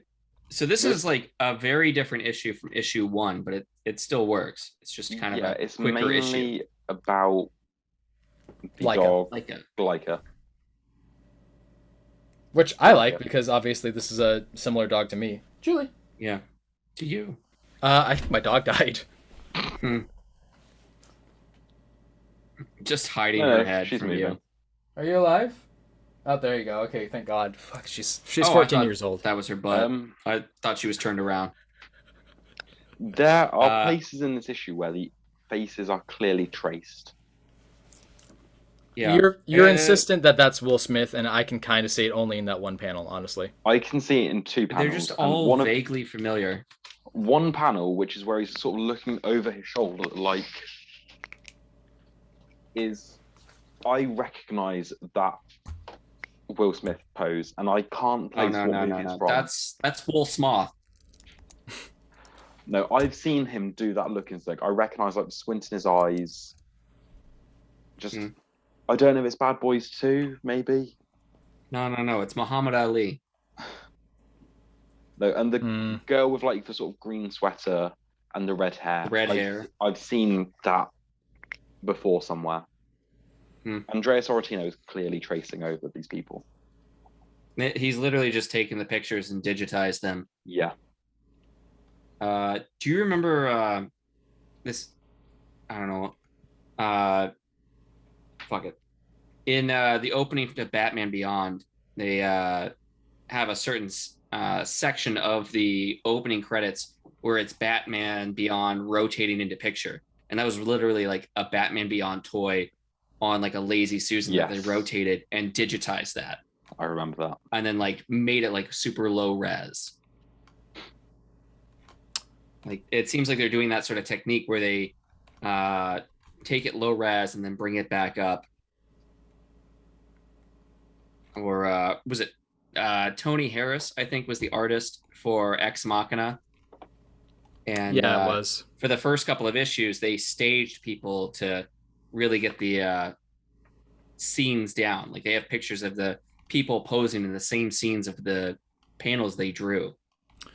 Well, if you look at a picture of Andrea Sorrentino, I mean, he very clearly has taken pictures of himself and then used himself as references. So, I mean, he puts him. He's if you look at Green Arrow, the variant covers he's done for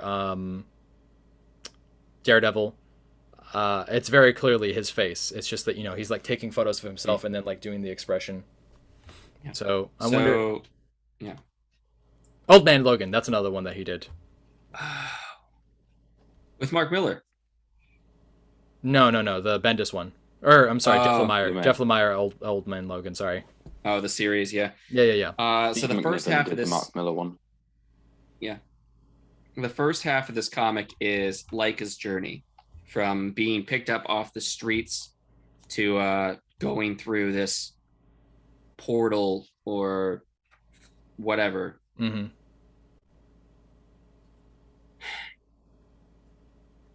A dog being alone. Yeah. Finding monkeys. I found that to be really distressing, and I have a really strong emotional reaction to animals being put through pain. His girlfriend's a dog. Mm-hmm. No, the dog. He's saying the dog is your girlfriend. It's because she's Erica, so cute. Erica is probably like your caretaker or something. If anything, I'm the caretaker. Actually, funny enough, I cook, Yeah. I clean, I eat the pussy. Do you wear the little maid outfit? Like the Well, I first eat the maid pussy outfit? if I'm asked. Sure. But will you eat the dog? I'm sorry. I'm so sorry. There's a lot of jokes I can make, and I'm not going to. Yeah. Because I'm better than that. Okay. Now, where's my maid outfit? So So, do you guys know the story Plague Dogs? No. I think I've heard of it. Don't ever read it. Don't Okay. watch the cartoon. Done. It's so incredibly fucking sad that Is it so it's like what the fuck is the thing with the rabbits? it's literally made by the same guy. Yeah, So yes, you're correct. Watership Down, by the way. that's it. Yeah. So it's made by the Fuck same that. guy. This is like the level of sad that I can have with an animal story, and I can like be okay with like the rest of my day and maybe for the rest of Yeah. the week. Mm-hmm. But this was still interesting in an engaging way. So here's my only question here: what is the motivation of this doctor with the dog? Because if this is just a story about how she wants to save her puppy, I'm for it. Let's do it. Let's fucking do it. John Wick made an entire fucking franchise about you killed my dog. I just need your help to send her a message. She's not trying to get the dog back. This feels like a big experiment artistically, and I feel Yeah. like that's the point of it rather than to actually tell a story necessarily. Yeah. Well, it might be we need you to communicate with the dog so the dog can communicate with whoever's doing this. Yeah. Because as we're seeing in this issue, it doesn't seem to be limited to space. Some sort Yeah. of divide between different worlds of people. Because as soon as he's crossing over the demilitarized zone, different parts of Berlin from west to east Berlin, he's like passing through a sort of barrier, and his mind is cubed and exploded, similar to what happens with the dogs and the monkeys. Mm. Is that what you think that is? Because I didn't know what to interpret that as, like, at all. I was just Yeah, like, he's saying, okay, I'm that's not weird. feeling too good. And then you see his mind explode, similar to what happens with Laika earlier in the issue. Okay. When Laika passes through. Where is it? It keeps going back and forth. Yeah, where Laika is. That's interesting. Seeing her whole like life story exploded in front of your eyes. Holy shit, is this like one big commentary on communism and East... I mean, if they're doing East Berlin. It's all about the where is it? West Coast, East Coast bullshit. Well, funny, good reference. But what I was going to say was, if you look historically at East-West Berlin, the separation, the wall, the Mhm. way that the governments were handled, That's interesting. I wonder if that's the point there, because he crossed them over to East Berlin, and that's when his brain exploded and did the thing. Because Yeah, East it's Berlin, weird that this kind of mesh exists right there in that in-between zone. yeah. Have you seen? Go ahead. Well, when someone is the monkeys or Laika the dog are, traveling from Earth to the rest of the universe, they pass through that barrier and something happens to them. Yeah. I don't know. What were you going to ask? I was just going to ask if you guys have seen the movie The Lives of Others. No. No. Probably my first or second favorite film of all time. It is Have a you German guys film. seen Harry Potter? That's the one about the transphobes, right? Now You I'm wouldn't just know. thinking of, there's a Family Guy clip where it's like, "Oh, Lois, I thought you were taking me to somewhere Walt Disney built." I mean, it zooms out and they're at Auschwitz, and she's like, "No, no, Peter, somewhere Walt Disney supported." Oh no. All right. What about the lives of others? So the reason I bring it up is because it's specifically about East Berlin, and it is about this man who is a interrogation specialist or a torture specialist that is hired to watch a playwright in East Germany.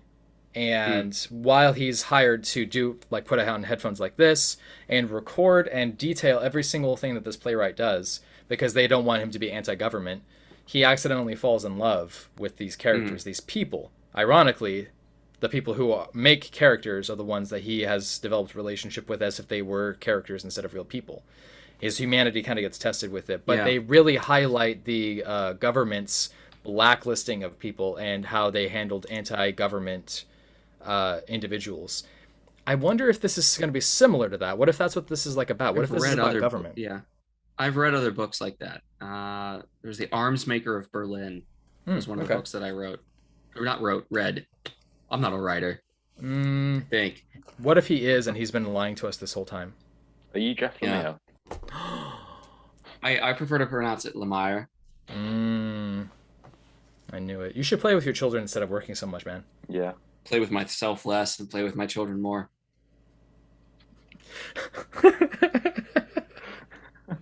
And now I have a headache. Oh no.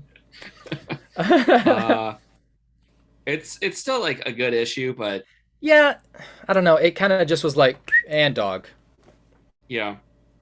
I just kind of don't. These two issues kind of go together.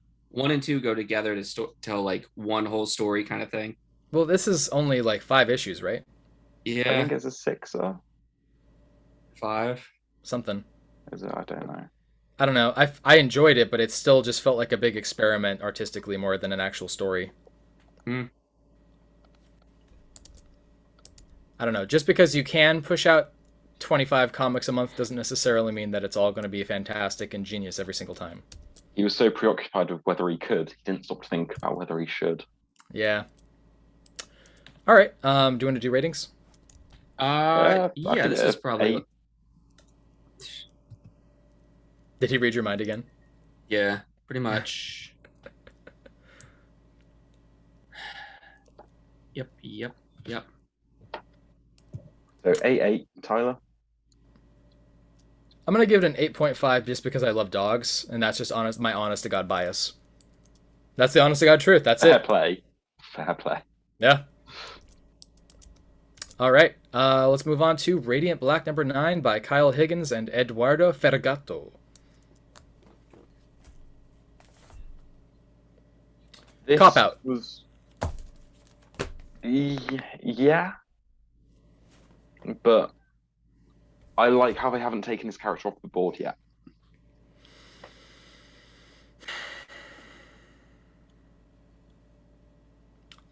I mean, yeah, but it's just... I'm kind of irked at the handling of this. First off, the introduction of several new supervillains are introduced off camera and in the backdrop, and they're kind of just montaged, and I'm just like, why the fuck did you do that? Yeah. A year in the life of Marshall. Like, is this really just like, oh yeah, you know how like they had like the big space god and the thing, and then they had the robot, and there was like a war. Okay, well, now it's not like it's chill, and He smokes Things weed aren't every going day. too well for him, but he's got that one constant in his life, his buddy in a coma. If this was It's issue good to have some routine. 18, I would have loved this. Yeah, it did come back. This is issue 9. Yeah. You're want them to set correct, up a bit Josh. more. I know. I'm just saying, you wanted them to kind of set up a bit more.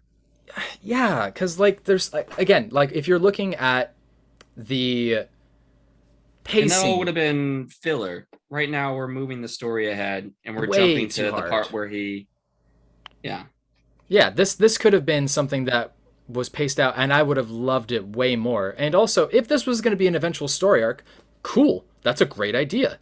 This would have worked so well if I just had another story arc in between it. This Yeah, should I be the agree. lead up to like the 3rd or 4th story arc. Yeah. maybe, or maybe they were just like, we got to kill our darlings. We got to move through this. You know, I we don't- can't just sit around and. If you're going to Wait do it for in this issue issue. 9, then they Yeah. should have killed him. If you're going to do this storyline, though, it's got to be the lead up to another story arc that's like the 4th one. Yeah. I don't know. I feel like they're just like, we're going to skip through all the bullshit and we're going to get right back to the story. But that's what I want out of the book. I want to have moments where I can read him just smoking a J and eating cereal and fucking falling to pieces because he doesn't have his friend anymore. And I want that. I felt you could have taken my heart, ripped it out, put it on the floor, pissed all over it, stomped on it, and then fucking fed it to the dog. And instead it was kind of just like, here's the story, and I just don't. I don't know. I really enjoyed that last couple of pages. That last page, especially where they're like, let's fucking go. Again, I don't think that this was. The story itself was bad. It's just not the right time to do it. Yeah, I agree. But this is also like an autobiography for Kyle Higgins Don't in care. some form. You know? It should have. Look, you're telling me that issue 9, I'm going to care about this character dying off? Possibly? You're going to tell me Maybe. that 9 issues in They do only? talk to each other. That's not Yeah. enough. Instead of expecting me to care about something, you need to make me care. Bless you. Thank you. That is the goal of the writer. The writer needs to do the work and make you fall in love, fall to pieces. You are experiencing what these characters are feeling as the audience member, and you need to have that sympathy with it. And if I am not reacting emotionally to these things, up, down, sideways, whatever, it's not doing its job. It is missing the mark. And you can tell a story beautifully, because there's no argument about this being a well-written issue. But choosing to do it this early on does not work. It's hard for me to make a comparison necessarily, but there are really good examples of how you need to choose your timing in order to make anything good as far as a plot development work. And this missed a mark on me. Yeah. Mm-hmm. No, Sean, you were right. Marcelo Costo is the usual I know, artist. I'm right.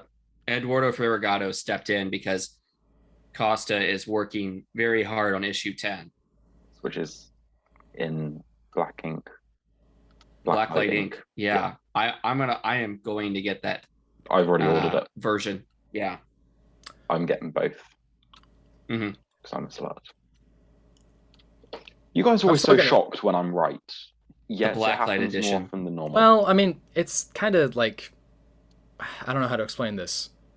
This is where the paper jam came from. Yeah. Printing with fluorescent inks. Yeah, no kidding. You know what? Actually, I got it figured out. Is there a mirror in your room, Sean? No. That's why. See? Have you shown your girlfriend any of your comics? I showed her my copy of Something is Killing the Children #1 today. Ooh, it's like showing I her didn't your let her butthole. hold it. She reached for it and I sat Your down away. butthole? No, Something is Killing the Children #1. Oh, good. Because if you're asking her to reach for your butthole, I don't. Well, I mean, I'm not going to shame you for that because I'm bi, so like, do what you want to do. I recommend jelly, not traditional English jelly, like lubricant jelly. Strawberry jelly. Well, there is edible stuff. I'm getting off topic. My salesman pitch is Yeah. starting to kick in. I mean, Anyways, those never taste any good. well, yeah, you're not wrong. It's because they can't use sugar. It's bad for you. You'll get an infection. Yeah. Ratings. I'd give it a 7.5. I liked it more than you guys. I was gonna do like 8.5. You gotta judge it as it is versus the rest of the series. So I feel like you can't judge it based on. Yeah, where I'm it still occurs in really the enjoying series. the actual series. But yeah, I just do think it kind of was too soon and just a bit. Ask yourself this: why is it that we judge the DC Universe films for choosing the ones that they do? It's because they choose to do the big stuff way too soon. Mhm. It's kind of like that. This Yeah. is not a bad storyline. I got a new TikTok challenge for you. It's called "Go Fuck Yourself." Tyler, I've got a new TikTok challenge for you. Get some followers. On what? TikTok. I've got more followers on there than you have on Twitter, so. Okay, I don't use Twitter though. I have like 500 followers on TikTok. It's not much. Jeez. Wow. Okay, that's a lot. I reckon mean- I could just post one video of me beating my girlfriend and I'd get more than you. Been beating her off, maybe. Jeez. There's a. I have to use both hands. Yeah, that'll really show everybody that he's not a transphobe. Or a racist. Or a homophobe. It reminds me of like doggo. you know when those like politicians who are like really anti-gay get caught in like gay orgies. Yes. Like there was a Hungarian politician like 2 years ago maybe who like voted against gay rights, voted against gay marriage, and then he was found at like a 20-person gay orgy. Oh Blood yeah, orgy? I heard about that. Was that it a blood orgy? Oh, I thought that was Italian. No, there No, was a Hungarian one. You're thinking of the Hungarian. the former Italian prime minister, who famously used taxpayer money to host orgies and. Was it Berlusconi? Yeah, I love that man. he's a fucking psychopath, dude. Yeah. Jesus. Well, this tracks for Sean. I remember seeing a video like when Italy declared bankruptcy and like the EU having to bail them out. He was at a meeting to discuss his country's financial future, and he fell asleep in it. Yep. Was And that it's like- before or after he said he called the prime minister of Germany an unfuckable tub of lard? Do you remember when he did that? He got confronted No. about it, and he was like, I would never. It reminds me of like when Sean Connery said in an interview, it's like okay to slap a woman, and then like No, a couple of years later, he was asked about it again. He was like, "Yeah, I haven't changed my opinion." Yeah, he was like, I don't. If you gotta hit a woman, don't use a closed fist. You use an open hand. That's what he said. I think we're getting way off topic here. I don't know what we were talking about anymore. Anyway, I Way think over we're going time. on to the next issue. I think I said 7 is what my rating is. We can move on. Sorry. Silver Coin number 6 by Josh Yes. Williamson and Michael Walsh. Walsh. Best issue of this series so far. I was about to say that. Josh Williamson, man, he did a fantastic job on this one. Makes me really good looking issue. forward to his Batman run. We have I think issue Spawn 5 appears was in this issue, really and we good. have the cross-eyed lady from Department of Truth in this issue. Yeah. Wait, did you say 5 was the best one? Yeah. The Okay. end of the I story liked arc. 5. Yeah. I liked it. You also have. I'm glad for you, Sean. You also have Nailbiter as one of the playable characters. Oh yeah. Where's the baby face mask from? I recognise that. It's pretty common these days, but you're thinking of Happy Death Day. I am, yes. Yeah. That's There's fucking I weird. thought it was more like a stylized. Tyler. You have the. Tyler, fucking... How do I... What? You interrupt Josh, and then you Big and then you baby. Yeah. I'm just you gonna have Big send Baby, and you this to the have. chat. I made a note the on my Crow phone Reaper. earlier of just Happy Death Day with the intention of making my girlfriend watch it because it's a sick movie. Both movies. yeah, they're 2 both was really good. But like, I just find it weird. It was literally like fucking 8 hours ago I made this note on my phone. And then you mentioned that movie and it's just... Yeah, but you've got the I can Crow read your Reaper and you've mind. got Big Baby, and I think they're supposed to be stylized versions of the characters from this series. Like he puts the the gamer manager's face on his face. Yeah. And it's supposed to be like, instead of this crow and this big guy, it's basically like a version of the girl that killed all of her bunkmates. But it's been, a little girl doesn't sell, so we got to jack it up to be this Jason kind of Voorhees kind of guy. I think the vampire also looks a bit like Straker from the Salem's Lot. I was going to say more like Nosferatu than anything. It just looks a bit more aggressive.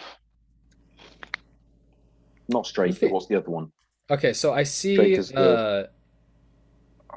Cross-Eyed Lady, Spawn, what looks like Nailbiter, Nosferatu, an Asian woman, Scarecrow, and the Blackbeard. What's the character called? Yeah. I don't know. So this issue kind of reminded me of this. What? Barlow is the character of the vampire. It reminds me of. Oh, okay. Is that where's that from? Kurt Ballou. Kurt Barlow was from Salem's Lot. Yeah. Oh, okay. I thought it was going to be the Guillermo del Toro, The Strain. Yeah, I thought you were thinking the same. I thought the same thing. I thought that was what you were trying to get at. But this kid that ends up being able to pull a scythe out of the game controller, this part kind of reminds me of this old, not old, but it's like from 2004, an anime that was called like Paranoia Agent, or like Fully Cooley or something. I remember that, yeah. Where you've got the juvenile kid with the mask and he's going around town with a bat, or like kind of a bent bat. Oh, you know what? I could totally see that. I was thinking more about like when the kid comes out of the TV face in Fully Cooley. Yeah. Well, yeah, I was thinking about both of those animes. Yeah. Really quick. Does anybody else find it weird that there's just a fountain of a burning witch in the middle of a mall? Yeah. This town is fucked up, man. This town's got problems, bro. I love this. Don't forget your history. This is what I want out of a horror comic anthology. Absolutely. Yeah. I don't know if playing video games like that for hours and hours is going to make my fingers bleed. Pussies. Yeah. These kids, they don't know. Kids these days. Yeah. They don't know the struggle. Yeah. All right, let's do some ratings. We've got the backup story to talk about as well. Yeah. Shiny Things by Chris Hampton and Gavin Fullerton. I'm kind of surprised you wanted to talk about this. It was just a simple little story about the bird sort of collecting the coin. And we have flashes to some of the other stories. We have previous stories and probably stories to come. Yeah. Yeah. We got the guy that's panning for gold. You've got, what is this, windows being broken out? Yeah. You've got a poker player, which looks to be what's going to be in the next issue. Yeah. The arrows in the eyes. That was, I thought it was one of the kids from issue 3. Two. Was it the camp? Yeah. Oh, okay.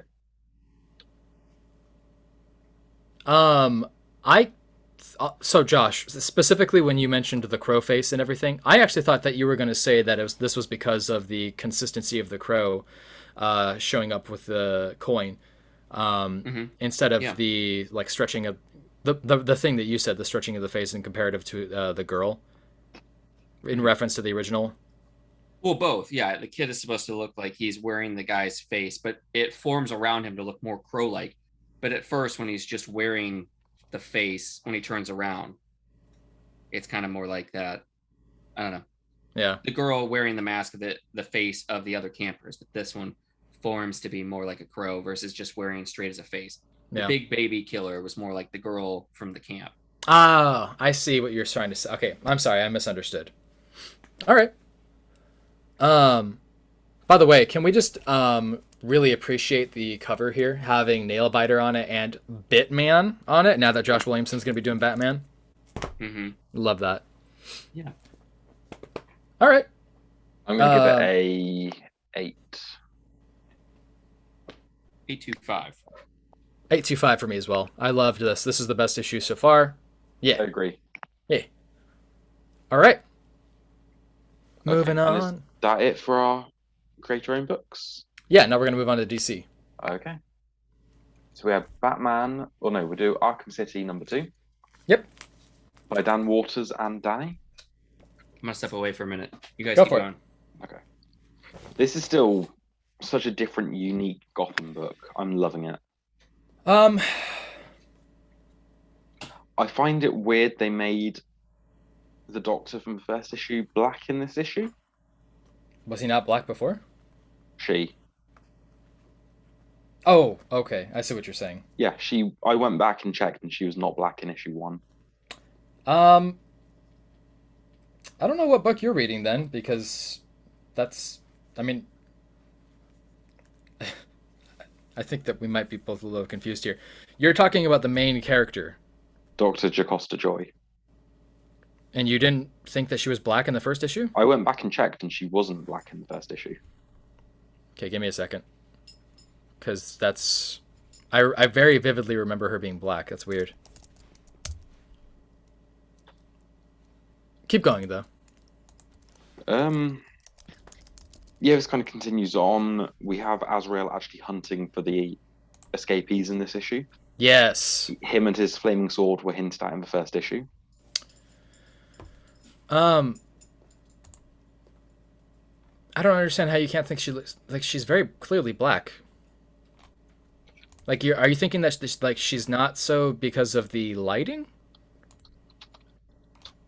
Maybe that's what you're saying is that. But I mean, if you look at the comparison between her and the conversation and the conversation she's having with the blonde dude on the deck of the house.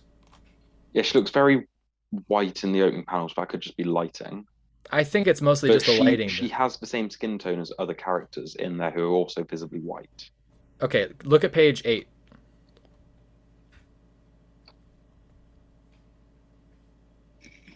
She's black there, yeah. She does look slightly darker, but she still doesn't look a whole lot different to his skin tone. In page 8? Yeah, she looks maybe slightly Latino there. I don't think she looks outright black. I don't know. Page 9, she looks a lot darker. Well, I think that's the trick of the eyes there, because the comparison between the bookshelf and her skin tone is what you're looking at there. And then even in page 11, she's very clearly black. I feel like the reason why... lighting. I think that the reason why you... First issue. Yeah, it is. But I think the reason why you were having some trouble with it is because of those first couple of pages of issue 1. Yeah, even later on when she's walking through the asylum, she doesn't look a whole lot darker than the white character. I think that it's just challenging trying to draw skin tone in the dark in the first place, because you can just... shading in general is already a bit of a challenge, but because this is using very flat colors... Yeah. It's a lot harder to translate that into certain pages. But, I mean, up when she... It's much more evident in issue 2, though. She looks a lot darker in issue 2. I mean... Even when you have her walk through the city and it's about, like, weird, like, bluish lighting, they've made a point to make her skin, the colouring, brown. You know what? I think that you may have pointed out that they've used a slightly darker skin tone. Maybe that's true. I don't know. I knew she was black, but I think that that's fair just... enough. You know what this could also be? This could also be a printing issue. Maybe. Because sometimes they lighten up color when they print something out because of an issue with the printer. I'm looking at it digitally as well. No, yeah, but even then, when they scan it, it's still going to have that same issue, especially once you reprint and reprint and reprint. Yeah. As far as the actual story is going, I've got no complaints. And in fact, I actually think... See, it's interesting that you say that this is different from other Gotham stories, but I feel like I'm reminded of all of the background characters in Frank Miller's Dark Knight Returns. Yeah, it feels like that older era, but I mean, it's unlike what we're getting right now. Like in the main Batman book? Yeah. I mean, yeah. It's scratching an itch that those books aren't quite filling. It feels like an obscure, like a noir crime book in Gotham. You know, in a way, I feel like this is set in like the 80s or 90s to an Yeah. extent, but I don't. It Not that's feels not a like that. complaint. It feels like the Legends of the Dark Knight type books from the 80s or Yeah, Shadow of the Bats. yeah. It feels like that. And I'm really loving it. I love the vibe. You know what else? And I just realized what it is. What? This actually feels like Chicago, Yeah. like 100%. Instead of, I feel like I've seen some other Batman books, and it's always felt like more like New York than Chicago. Yeah. But Gotham is modeled after Chicago, and this is the first time that I've actually, and I'm just now making this connection. It felt like it in the Dark Knight movies. Well, they actually filmed it in I know. Chicago. Oh, That's you why I said it. bastard! You son of a bitch. Um, I guess I'm a little confused by Azrael. I think that it's well written. I think that Azrael's well written, but I guess I just don't. I don't know how to put this. I guess I'm confused by his motivations, not to He's the extent crazy. that it. Yes, I guess I'm just more thinking like it. Maybe I haven't read enough Azrael books. I guess it doesn't seem like the character that I've come to understand. This is much more like Azrael. They keep trying to make him sane to take over the bat, but this is full on crazy. I think this might be the Michael Lane Azrael, not Sean Paul Valley. I don't know. Okay, I don't know that one at all. I've mostly known the Valley. No, I think Michael Lane's the more Order of Saint Dumas type one. I'm not Mm. really I haven't read a whole lot of 90s Batman. It's, I mean, most 90s comics in the mainstream were not that great, honestly. Yeah. I don't know. I felt like this was a big improvement from the first one, but I guess it's just like that one thing where I'm like, I don't know how to feel about this. I don't know. Yeah. Can you like tell me what you're feeling though? Because you've made some interesting points that I didn't like make some connections on the. Well, you didn't mention Chicago, but I did. But Yeah. anyways, I don't, it does just feel different. It feels grittier. It feels more realistic. It feels heavier than the mainline book. mhm. I've enjoyed most of Tynion's run, but it does just feel like action superhero in a lot of it. Yeah. Well, Whereas there's this feels like Frank Miller's world. It feels like Jeff Loeb's world, where everything's a bit more weighted. yeah. This has a lot more down in the gutters kind of feel. You know, Yeah. it has a lot more, a lot less sci-fi, cyberpunk tone, which is a lot of what the Tiny Run has felt like so far. Mostly because of the Jimenez art. Um, I Yeah. think This Danny has is done Dan Waters, who something. also, sorry, I think that Danny has done a Batman she did the story. Miracle Molly one shot. No, before that even. Oh, maybe. I don't know. I think that. I mean, I'm not going to look for my connection right now, but I'm reminded of a Brian Azzarello story right now. Are you sure you're not just thinking of Eduardo Rizzo? You know what I am. Yeah, they've got You're very similar absolutely right. style. Yeah, yeah, yeah. I'm really enjoying this. I'm surprised it's a six Yeah. issue because this is choice. Yeah, Dan Waters has been doing a lot of good stuff recently. He did the Last God one shot that we all enjoyed. Yes. And also, I'm just going to shout out his Vault series at the minute, Barbaric, which is a lot of fun. Okay. Yeah, it's a fantasy world with an alcoholic vampire axe. You know what? Okay, I will go check that out. I'll go check that out. There's 3 issues out so far, and that's the first arc. It's a lot of fun. I'll I'll give it a chance. I shouldn't be so harsh. I've enjoyed Vault before. I'll check it out. And you've enjoyed Dan Waters before? Yeah, it should be a match made in heaven. You want to do wait, ratings? This isn't Dan Waters. Yes, it is. No, it's Michael. No, I mean that. Oh, It's Michael Moretti. I don't know who that is. I don't know why I confused him with Dan Waters. Who are you? I don't know.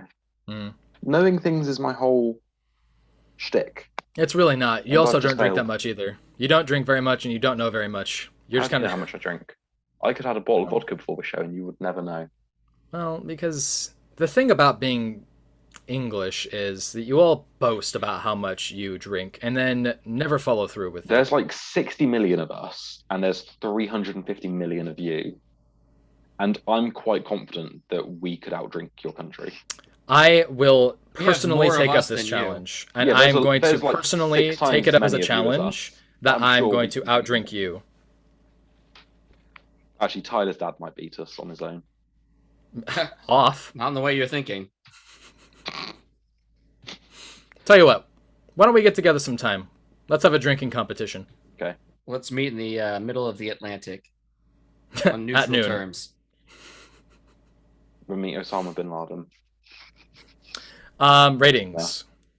I'm giving this an 8.5.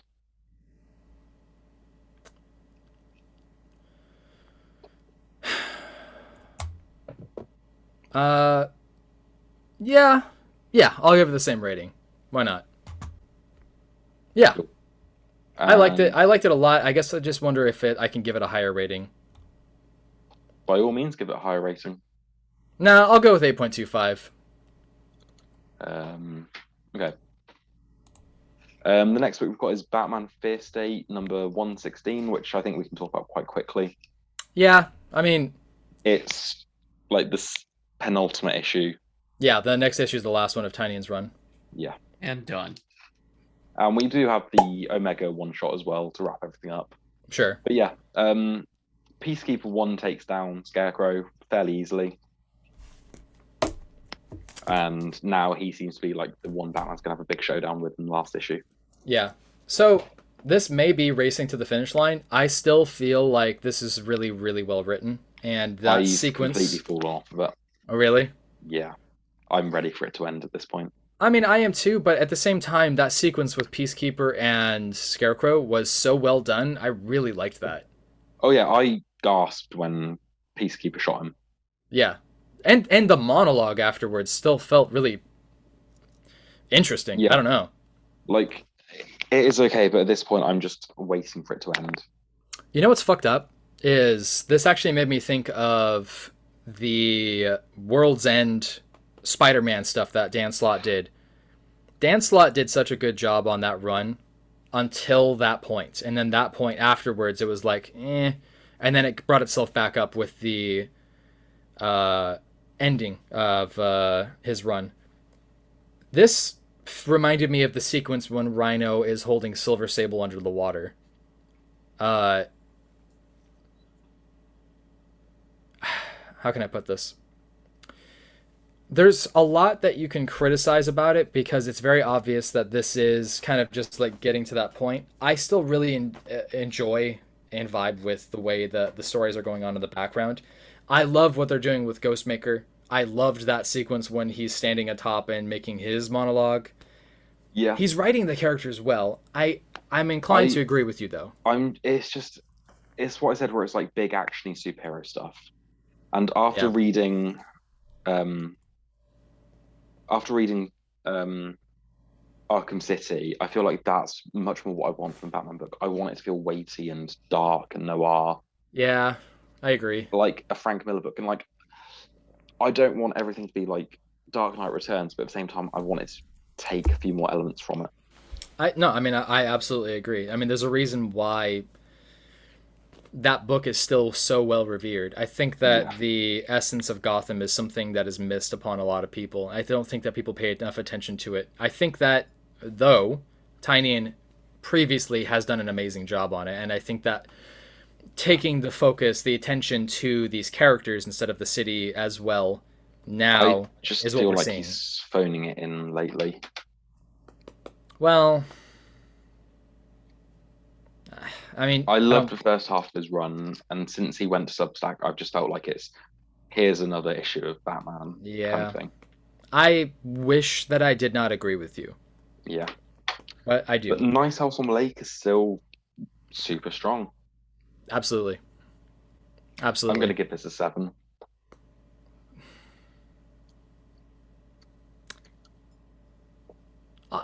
I'll give it a 7.5. I think that it's stronger than the last like 5 issues.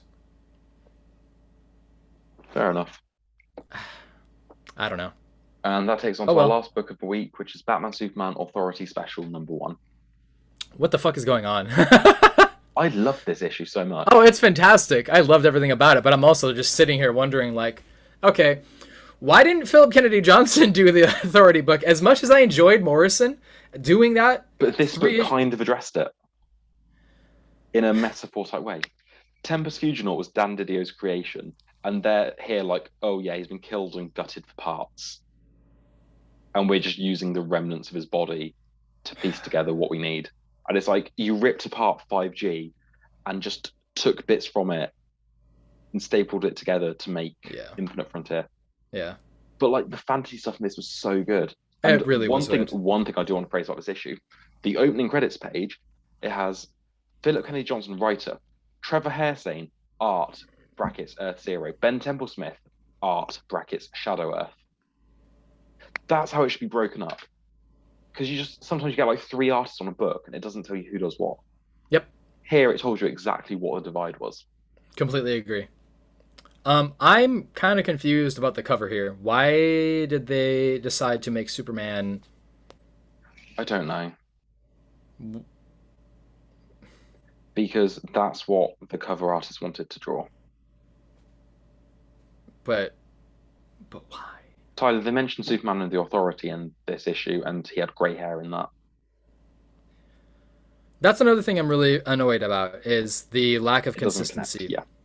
And the original... This is written by Philip Kennedy Johnson, though, so it works. No. Stop. No. Just because it works and just because it's good doesn't mean that we get to like ignore the weird connection, because Kennedy Johnson is working from... I know. The Grant Morrison thing is the thing that doesn't make sense. This fits in fine with Kennedy Johnson's current world. Yeah. I think that... I feel like maybe the Morrison Superman and the Authority that we had before was... It was a 5G story that got ripped apart and for shreds and pieced back together for a mini-series. It's been confirmed that's what it is. What it was. I just wonder about continuity. Like, is this something that happens outside of the original universe, and maybe the same exact team got built together because of Kennedy Johnson? Like, I just don't... Use that as your excuse. Use that as your headcanon. You know what I also just realized? Kennedy Johnson's Warworld story also had sexy daddy, gray hair, McElhennon. Yeah, in War of the Worlds. Yeah. I wonder if that's just a McElhennon art choice. But no, there were a lot of stuff that didn't make sense in Superman and the Authority. Like, he was dying. He was losing his powers. Well, I figured that maybe that was just an interesting, like, this is what's going to happen to him in the future artistic choice, which I was like, okay, cool. Maybe. But now it's this implication. It doesn't go together. Stop. Clarify it to me. It doesn't work. You son of a bitch. I still really love Kennedy Johnson, and I mean, this is the reason why I do. This issue was so good. I loved Midnighter's inferiority complex of Batman. Yes. There was a scene that made me laugh so fucking hard, which was he's like, taking on these guys on his own, and he's sort of wisecracking about Batman, and then Batman just comes in and takes them all down in like a 2-page spread, and he's literally like, okay, that was actually pretty awesome. Yeah. I'm surprised you like Midnighter. I thought you were a big homophobe. No, I liked him. I liked him in Grayson.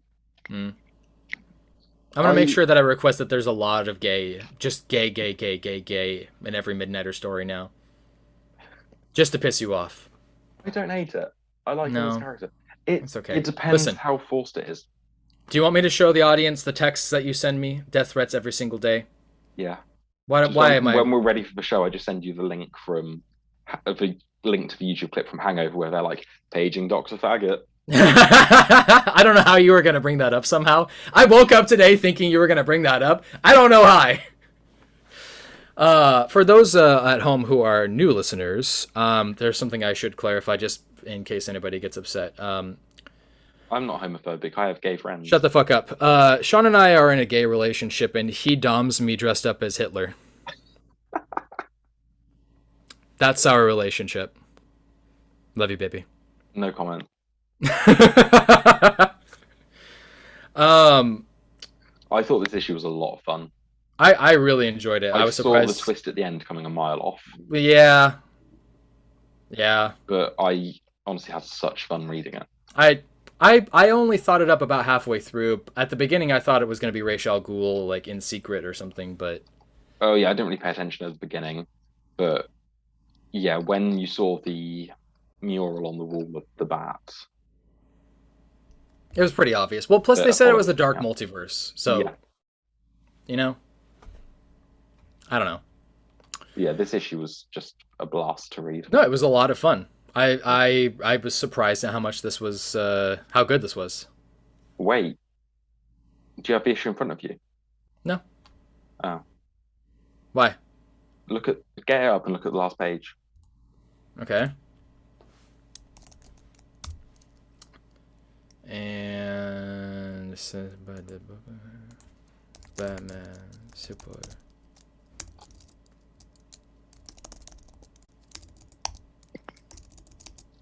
Is it Superman, Batman, and the Authority, or Batman and Yeah. Superman? I sent the link to the issue in the chat. How are you Shut up. taking so long to find it? Same way it takes me a long time to find your prostate. You're the worst gay person I know. Thank you. Okay, what am I looking at? The last page, the bat logo. Yeah. This is in the Dark Multiverse, which was created by Scott Snyder. Scott Snyder was killed by a batarang that looks exactly like that bat logo. No, I don't think so. Oh well. I'm giving this issue an 8.75. I'm gonna give it an 8.5. It was just a lot of fun. I agree. Isn't that the combination logo of Batman and the League of Shadows? Isn't that the whole point? It might. What's the League of Shadows logo? Don't they have a logo that's like a weird red symbol? I don't think so. Is that not the thing Zack Snyder found from Fortnite and or League of Legends and accidentally put in his movie? No, I'm right. Yeah, it's the League of Shadows. League of Shadows logo. It's the two. No, that's not that's from League of Legends. Oh, what the fuck? Why did that pop up? God damn it.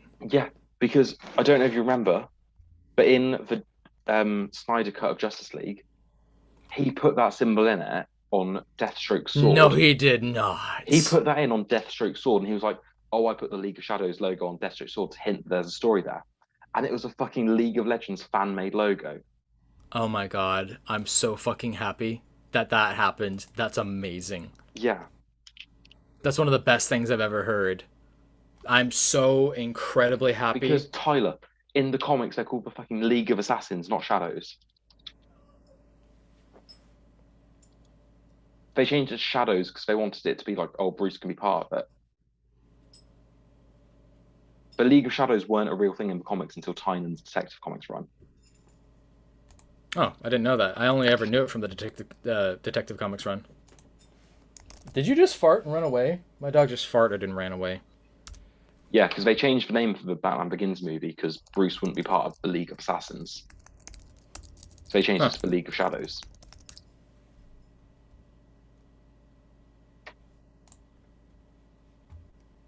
Earth 27. Dude, oh my god, my stomach is angry. Alright, we should wrap this up because I haven't eaten food today and I should probably eat. Yeah.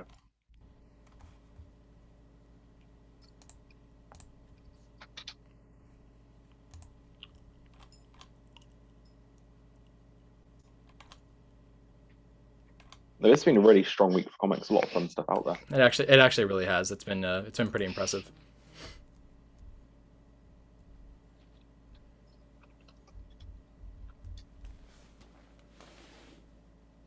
So now we're going to do our shout-outs of the week. Have you got anything to shout out, Tyler? Nope. No shout-outs for me this week. Everything that I read was everything that we brought up on the show. What about you? I read The Me You Love in the Dark, number 4. And it's still really strong. It's a very simple story, but it's doing it very well. I cannot fault the story at all. Because it's telling a very simple story, but it's telling it perfectly. It's hitting every beat it needs to. In this issue, we start to have the horror turn where the creature starts going a bit bonkers. Yeah. Because in the last one, it was very loving and it tried to serenade her and it's doing all this nice stuff. But yeah, this one it full on goes like abusive boyfriend mode. Interesting. And the main character's manager person agent shows up because she was making art for an art show, and he comes in and the creature thinks just like get rid of him, make him leave or I will. Okay. And yeah, Interesting. it's very creepy. All right. I actually am surprised by that. It seemed like it didn't seem like it was going to go that direction at all. No, this issue is the first one that's sort of been creepy. Interesting. All right. I'd say pick it up in trade maybe, or just read it collected. Sure. I'll pick up it's the trade not- for it. Why not? Yeah, it's not blowing me away because it's set up like, it's not blowing me away, but what it's doing is doing very well. All right. I can respect that. Yeah. I also read most of the Rush #1 this week by Zdarsky. And what I read was good. It's just a very dense book. Sure. Yeah, like it took me like 2 attempts to read it, and I got like 2/3 of the way through. Was it good? I enjoyed it, but I feel like I need to sit down and read it in one go. Because Like pacing wise, or about 1/3 of the book is just like diary entries, and it's just showing like it's doing diary entries over like images showing the world, if that makes sense. Okay. But yeah, a few of these Bolt books I'm enjoying. I've been enjoying a lot of what they put out. It's just been a minute since I actually picked up a book of theirs this last couple of months. Yeah. You know? I'm honestly just really confused about why Kirkman decided to make the new publishing house that he did, because there's already so many out there right now. Yeah, we're kind of getting inundated with publishers. A little bit. Like, you got AWA, who have released some good stuff. But, again, it's just too many publishers to keep up with. Back when you had, like, DC, Image, Dark Horse, Marvel as the main four, but now you've got so many creators going to so many different companies. And they're all putting out good stuff. It's just too many to keep track of. Yeah. And there's no sort of easy way of keeping track of everything from them because they all put out their solicits separately. Why are you crying? I took you out 2 hours ago. She's a little bit broken. She's a little old now. No. How old is she? 14. Uh, Yeah. Okay, one thing I just want to point out, and one thing I'm very happy that I'm not reading right now, is Batman Reptilian. Are you talking about the cover? Nope. Oh, the cover's dreadful for this week's issue.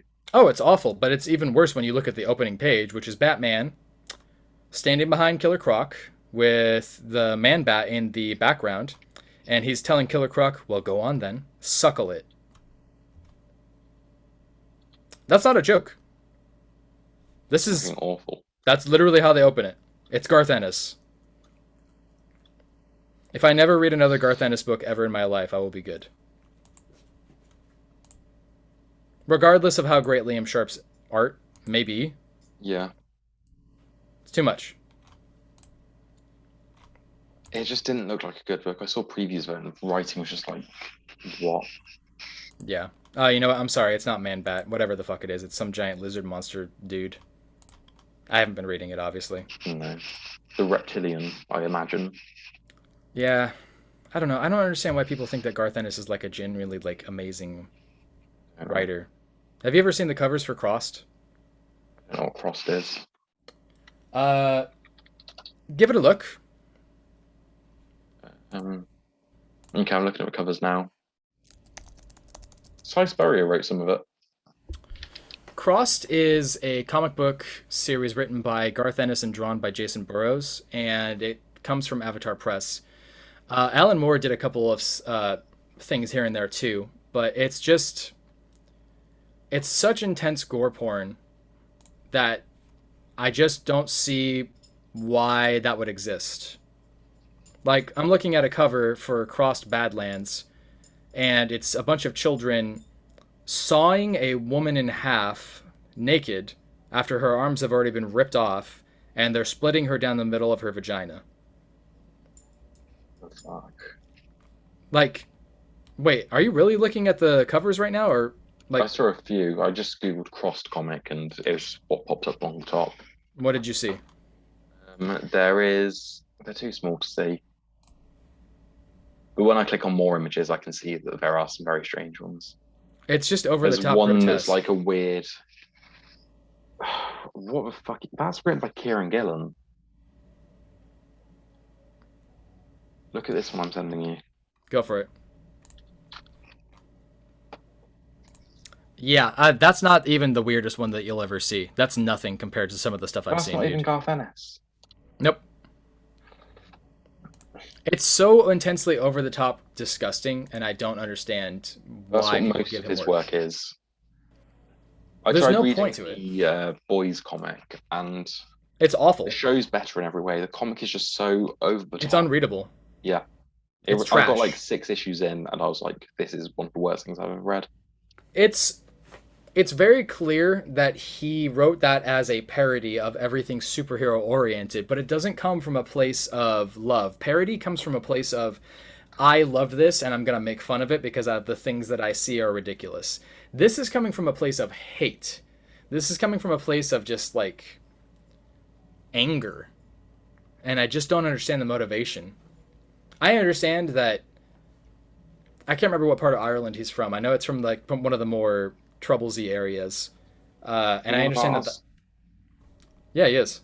He was born in Northern Ireland, so I guess he had all the IRA stuff. Yeah. So you see what I'm saying? Yeah. He's younger than I thought he was. He's only 51. How old is he? He was born in 1970. He's older than I thought he was. I thought he was like 45. I heard his run on Hellblazer was good. I don't know. I can't do it. I need to read some old Hellblazer, like Morrison stuff. All that. Yeah, I agree. Well, I definitely want to finish the Derek Robertson one. I have the first 2 issues, but I never had the chance to finish the third one. Of Hellblazer? Yeah, of the Black Label one. Oh, right, yeah, sorry. Yeah. All right, Josh, did you have any shoutouts? Oh, just a few. It's whatever. Sorry about the wait, guys. Had to go pick up some food for the family. They're getting hungry. Eat You your know how it children. is. Oh, I haven't eaten today. I feel you. All right. What did you guys talk about? We just sort of rambled about stuff. Garth Ennis, we complained, and yeah, I spoke about the Me You Love in the Dark and something else. Let's see. I read Joker Puzzlebox. I opened it and hated it and closed it. Yeah, but then I thought I changed your mind when I said not the Riddler, the fucking Jervis Tetch, the Mad Hatter, had a phrasing somewhere in here where he was gonna say fuck, but they basically cut him off from just about saying that. I don't even know where it is. He's crazy, man. he's crazy, man. Someone is messing with him while he's trying to mess with people. The intermediary story, he tries to control one of the cops with his little chip in the hat. And he's like, it's not, he tries to command the person, it just doesn't work. They put a French fry in his hat? Yes. Huh. I know they call them chips over there with Sean, but you know what chips are, a microchip. The Yeah. mind control microchip. And they're like, well, we're not getting anything from this guy, so fuck him. And we get this Like proper I don't fucked. know. Yeah, I don't know a lot about Professor Pig, but this guy is just crazy. Like, he's delusional. Yeah. So they pair him up with Scarecrow, who tries to use this fear toxin on Professor Pig, and it just doesn't work on him because he's already crazy. Crazy. Yeah. So they do this whole like face off against each other. Like, their faces are right there in front of each other. Just crazy. I don't know what the fuck is going on here. Like, we're I never know. Let's see, this is issue 4, so stories 7 and 8. And they found all the pieces apparently. So I don't know what they're gonna do with the other 3 issues or 6 half issues. But it seems like all of the bad guys are saying that's that this Batman that we're seeing is a fake Batman, which we've kind of been noticing. Yeah, I thought that was the implication in the first issue. Yeah, and in previous issues, like Batman just cold cocks Two-Face in an alley and steals his car, which isn't a very Batman thing to do. No, so not Batman. Yeah. I'm still trying to figure out what the mystery is here, other than who killed the Riddler, but I'm like expecting there to be some sort of code or things that you could piece together as the reader. I have no idea. I don't know what's happening. Yeah. These Is it just going to get to the end and Joker's going to be like, yeah, I killed him? Lol. Yeah. The first couple of pictures is I think Joker from The Killing Joke. This version of him that was a comedian. Oh yeah. Oh yeah. So that's the only callback that I can get. Other than that, it's kind of missable. Like, I wish there was something they could tell us to be like, look for this kind of clue and this kind of thing. I saw one clue in the first issue, and I've seen nothing since then. Yeah, I'm not getting anything out of it. No. It's a big old negatory Ghost Rider. The other thing that I'm reading is that I read was Last Flight Out #3, which is Ferigato with partnering with Mark Guggenheim. So they're co-creators. Guggenheim's writing, Ferragato's the artist. Kyle Higgins is the editor on this. But we're kind of fleshing the story out in this issue. You know, the whole idea was it's the giant ship that's leaving Earth and it's taking humanity away from the Earth that's doomed. Like it's not like there's a giant meteor coming, but it's the Earth is just going to die off and this is the last ship out. We're not making any more ships. The Earth is about to run out of resources, and it's kind of like the purge where all essential care has been, or all government care has been disbanded. So he's gone with a team to rescue his daughter, who he says is in peril, but the daughter is part of a team that's going to save the Earth. So in this issue, there's the fallout from finding out that the daughter didn't really want to be on the ship. Like, she's not in danger. They're like, we can use your help if you go and save this other guy that was like our head engineer for his company, who's also trying to save the world.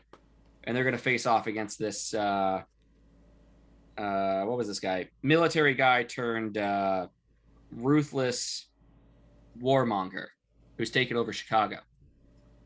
Like, he makes Genghis Khan look like Mr. Rogers.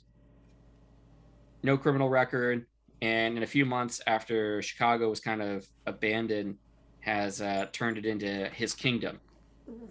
But these two Navy SEALs and the guy and his daughter are totally going to break through and take out all the people to rescue this guy.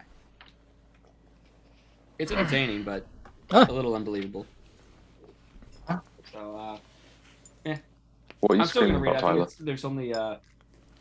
it's 3 of 6. I like it. I like Ferigato. I mean, he's doing a good job with the parts that he's has playing. Guggenheim introduced a plucky blonde yet? He just derails no, the plot to revolve around her. Yeah, it's very techy though. I mean, they're techie people, but they haven't used the tech to save the day just yet. I don't think he's listening to the fans on this one, so he gets to do what he wants. Anyway, shall we do shoutouts? We'll do the pick of the week first. Sure. We did shoutouts. That's what I meant. Sorry. Pick of the week. That's a tough one. What did I actually read? My pick of the week is gonna be Batman Superman Authority #1. Okay. Because Human Target seemed like the obvious one, so I had to subvert expectations. Mm-hmm. Okay. You're so contrarian. Oh, I'll be contrarian and just choose Radiant Black. No. Then I'm going to choose Human Target. Yeah, my pick of the week is The Good Asian. Okay. Yeah. All right. I respect that. Excellent. Mm-hmm. All right, now I'm going to talk about next week's books. We got Venom #1 coming out by Al Ewing and Ram V, with art by Brian Hitch. We got Robin and Batman #1 by Geoff Lemire. It's going to be by Dustin Nguyen with art. What's the Furthest Place from Here by Matt Rosenberg. Regarding the Matter of Oswald's Body #1 by Christopher Cantwell. Phenom X #1 by John Leguizamo. We Have Demons #2 by Scott Snyder and Greg Capullo. Righteous Thirst for Vengeance #2 by Rick Remender. Stillwater #11. Undiscovered Country 17. Mazebook #3. Ordinary Gods 5. Alien 8. Action Comics 1036. Joker #9, and finally Justice League Last Ride #7, the end of that storyline by Chip Zdarsky. And that's the last issue. Oh. Yeah, I know. It's wrapping up really fast. I know. Hey, that's our show. Are you guys going to get Undiscovered Country? Yeah, I'll read until the end of this arc, and then whether I continue is TBD. Yeah, same. I feel like the end of the arc is going to be 18, right? Yeah. Yeah, so there we go. That's fine. I'll check it out. And hey, that's our show. Thanks for checking us out. You can find us on Spotify, Google Podcasts, Apple Podcasts. You can check us out on YouTube. Stay healthy, stay safe, get smart out there. Here's the thing that you should do. Join our cult. If you want to join our cult, go to patreon.com/cultofcomics. Every month, the contribution you do gets you higher on the scale of your thetan levels, and eventually you can start washing my car. Check us out on anchor.fm/cultofcomics, where you can also make those monthly contributions. And if you do that, you get a picture of my dog's butthole. Now, why is that? I don't know why. Is that legal? I mean, in Washington it is. For that. No, it's fine. As long as I'm only making a small profit off of it and sending in my taxes for dog butt pics. Oh, yeah. That's the difference between prostitution and porn, is somebody has to be filming it. Exactly. Small difference, baby. So, all right. That's going to be it. That's going to be our show. Thank you guys for checking us out. Stay safe. All hail. Wear your mask. Get vaccinated. Don't be a dumbass out there. And don't follow Q. Goodbye.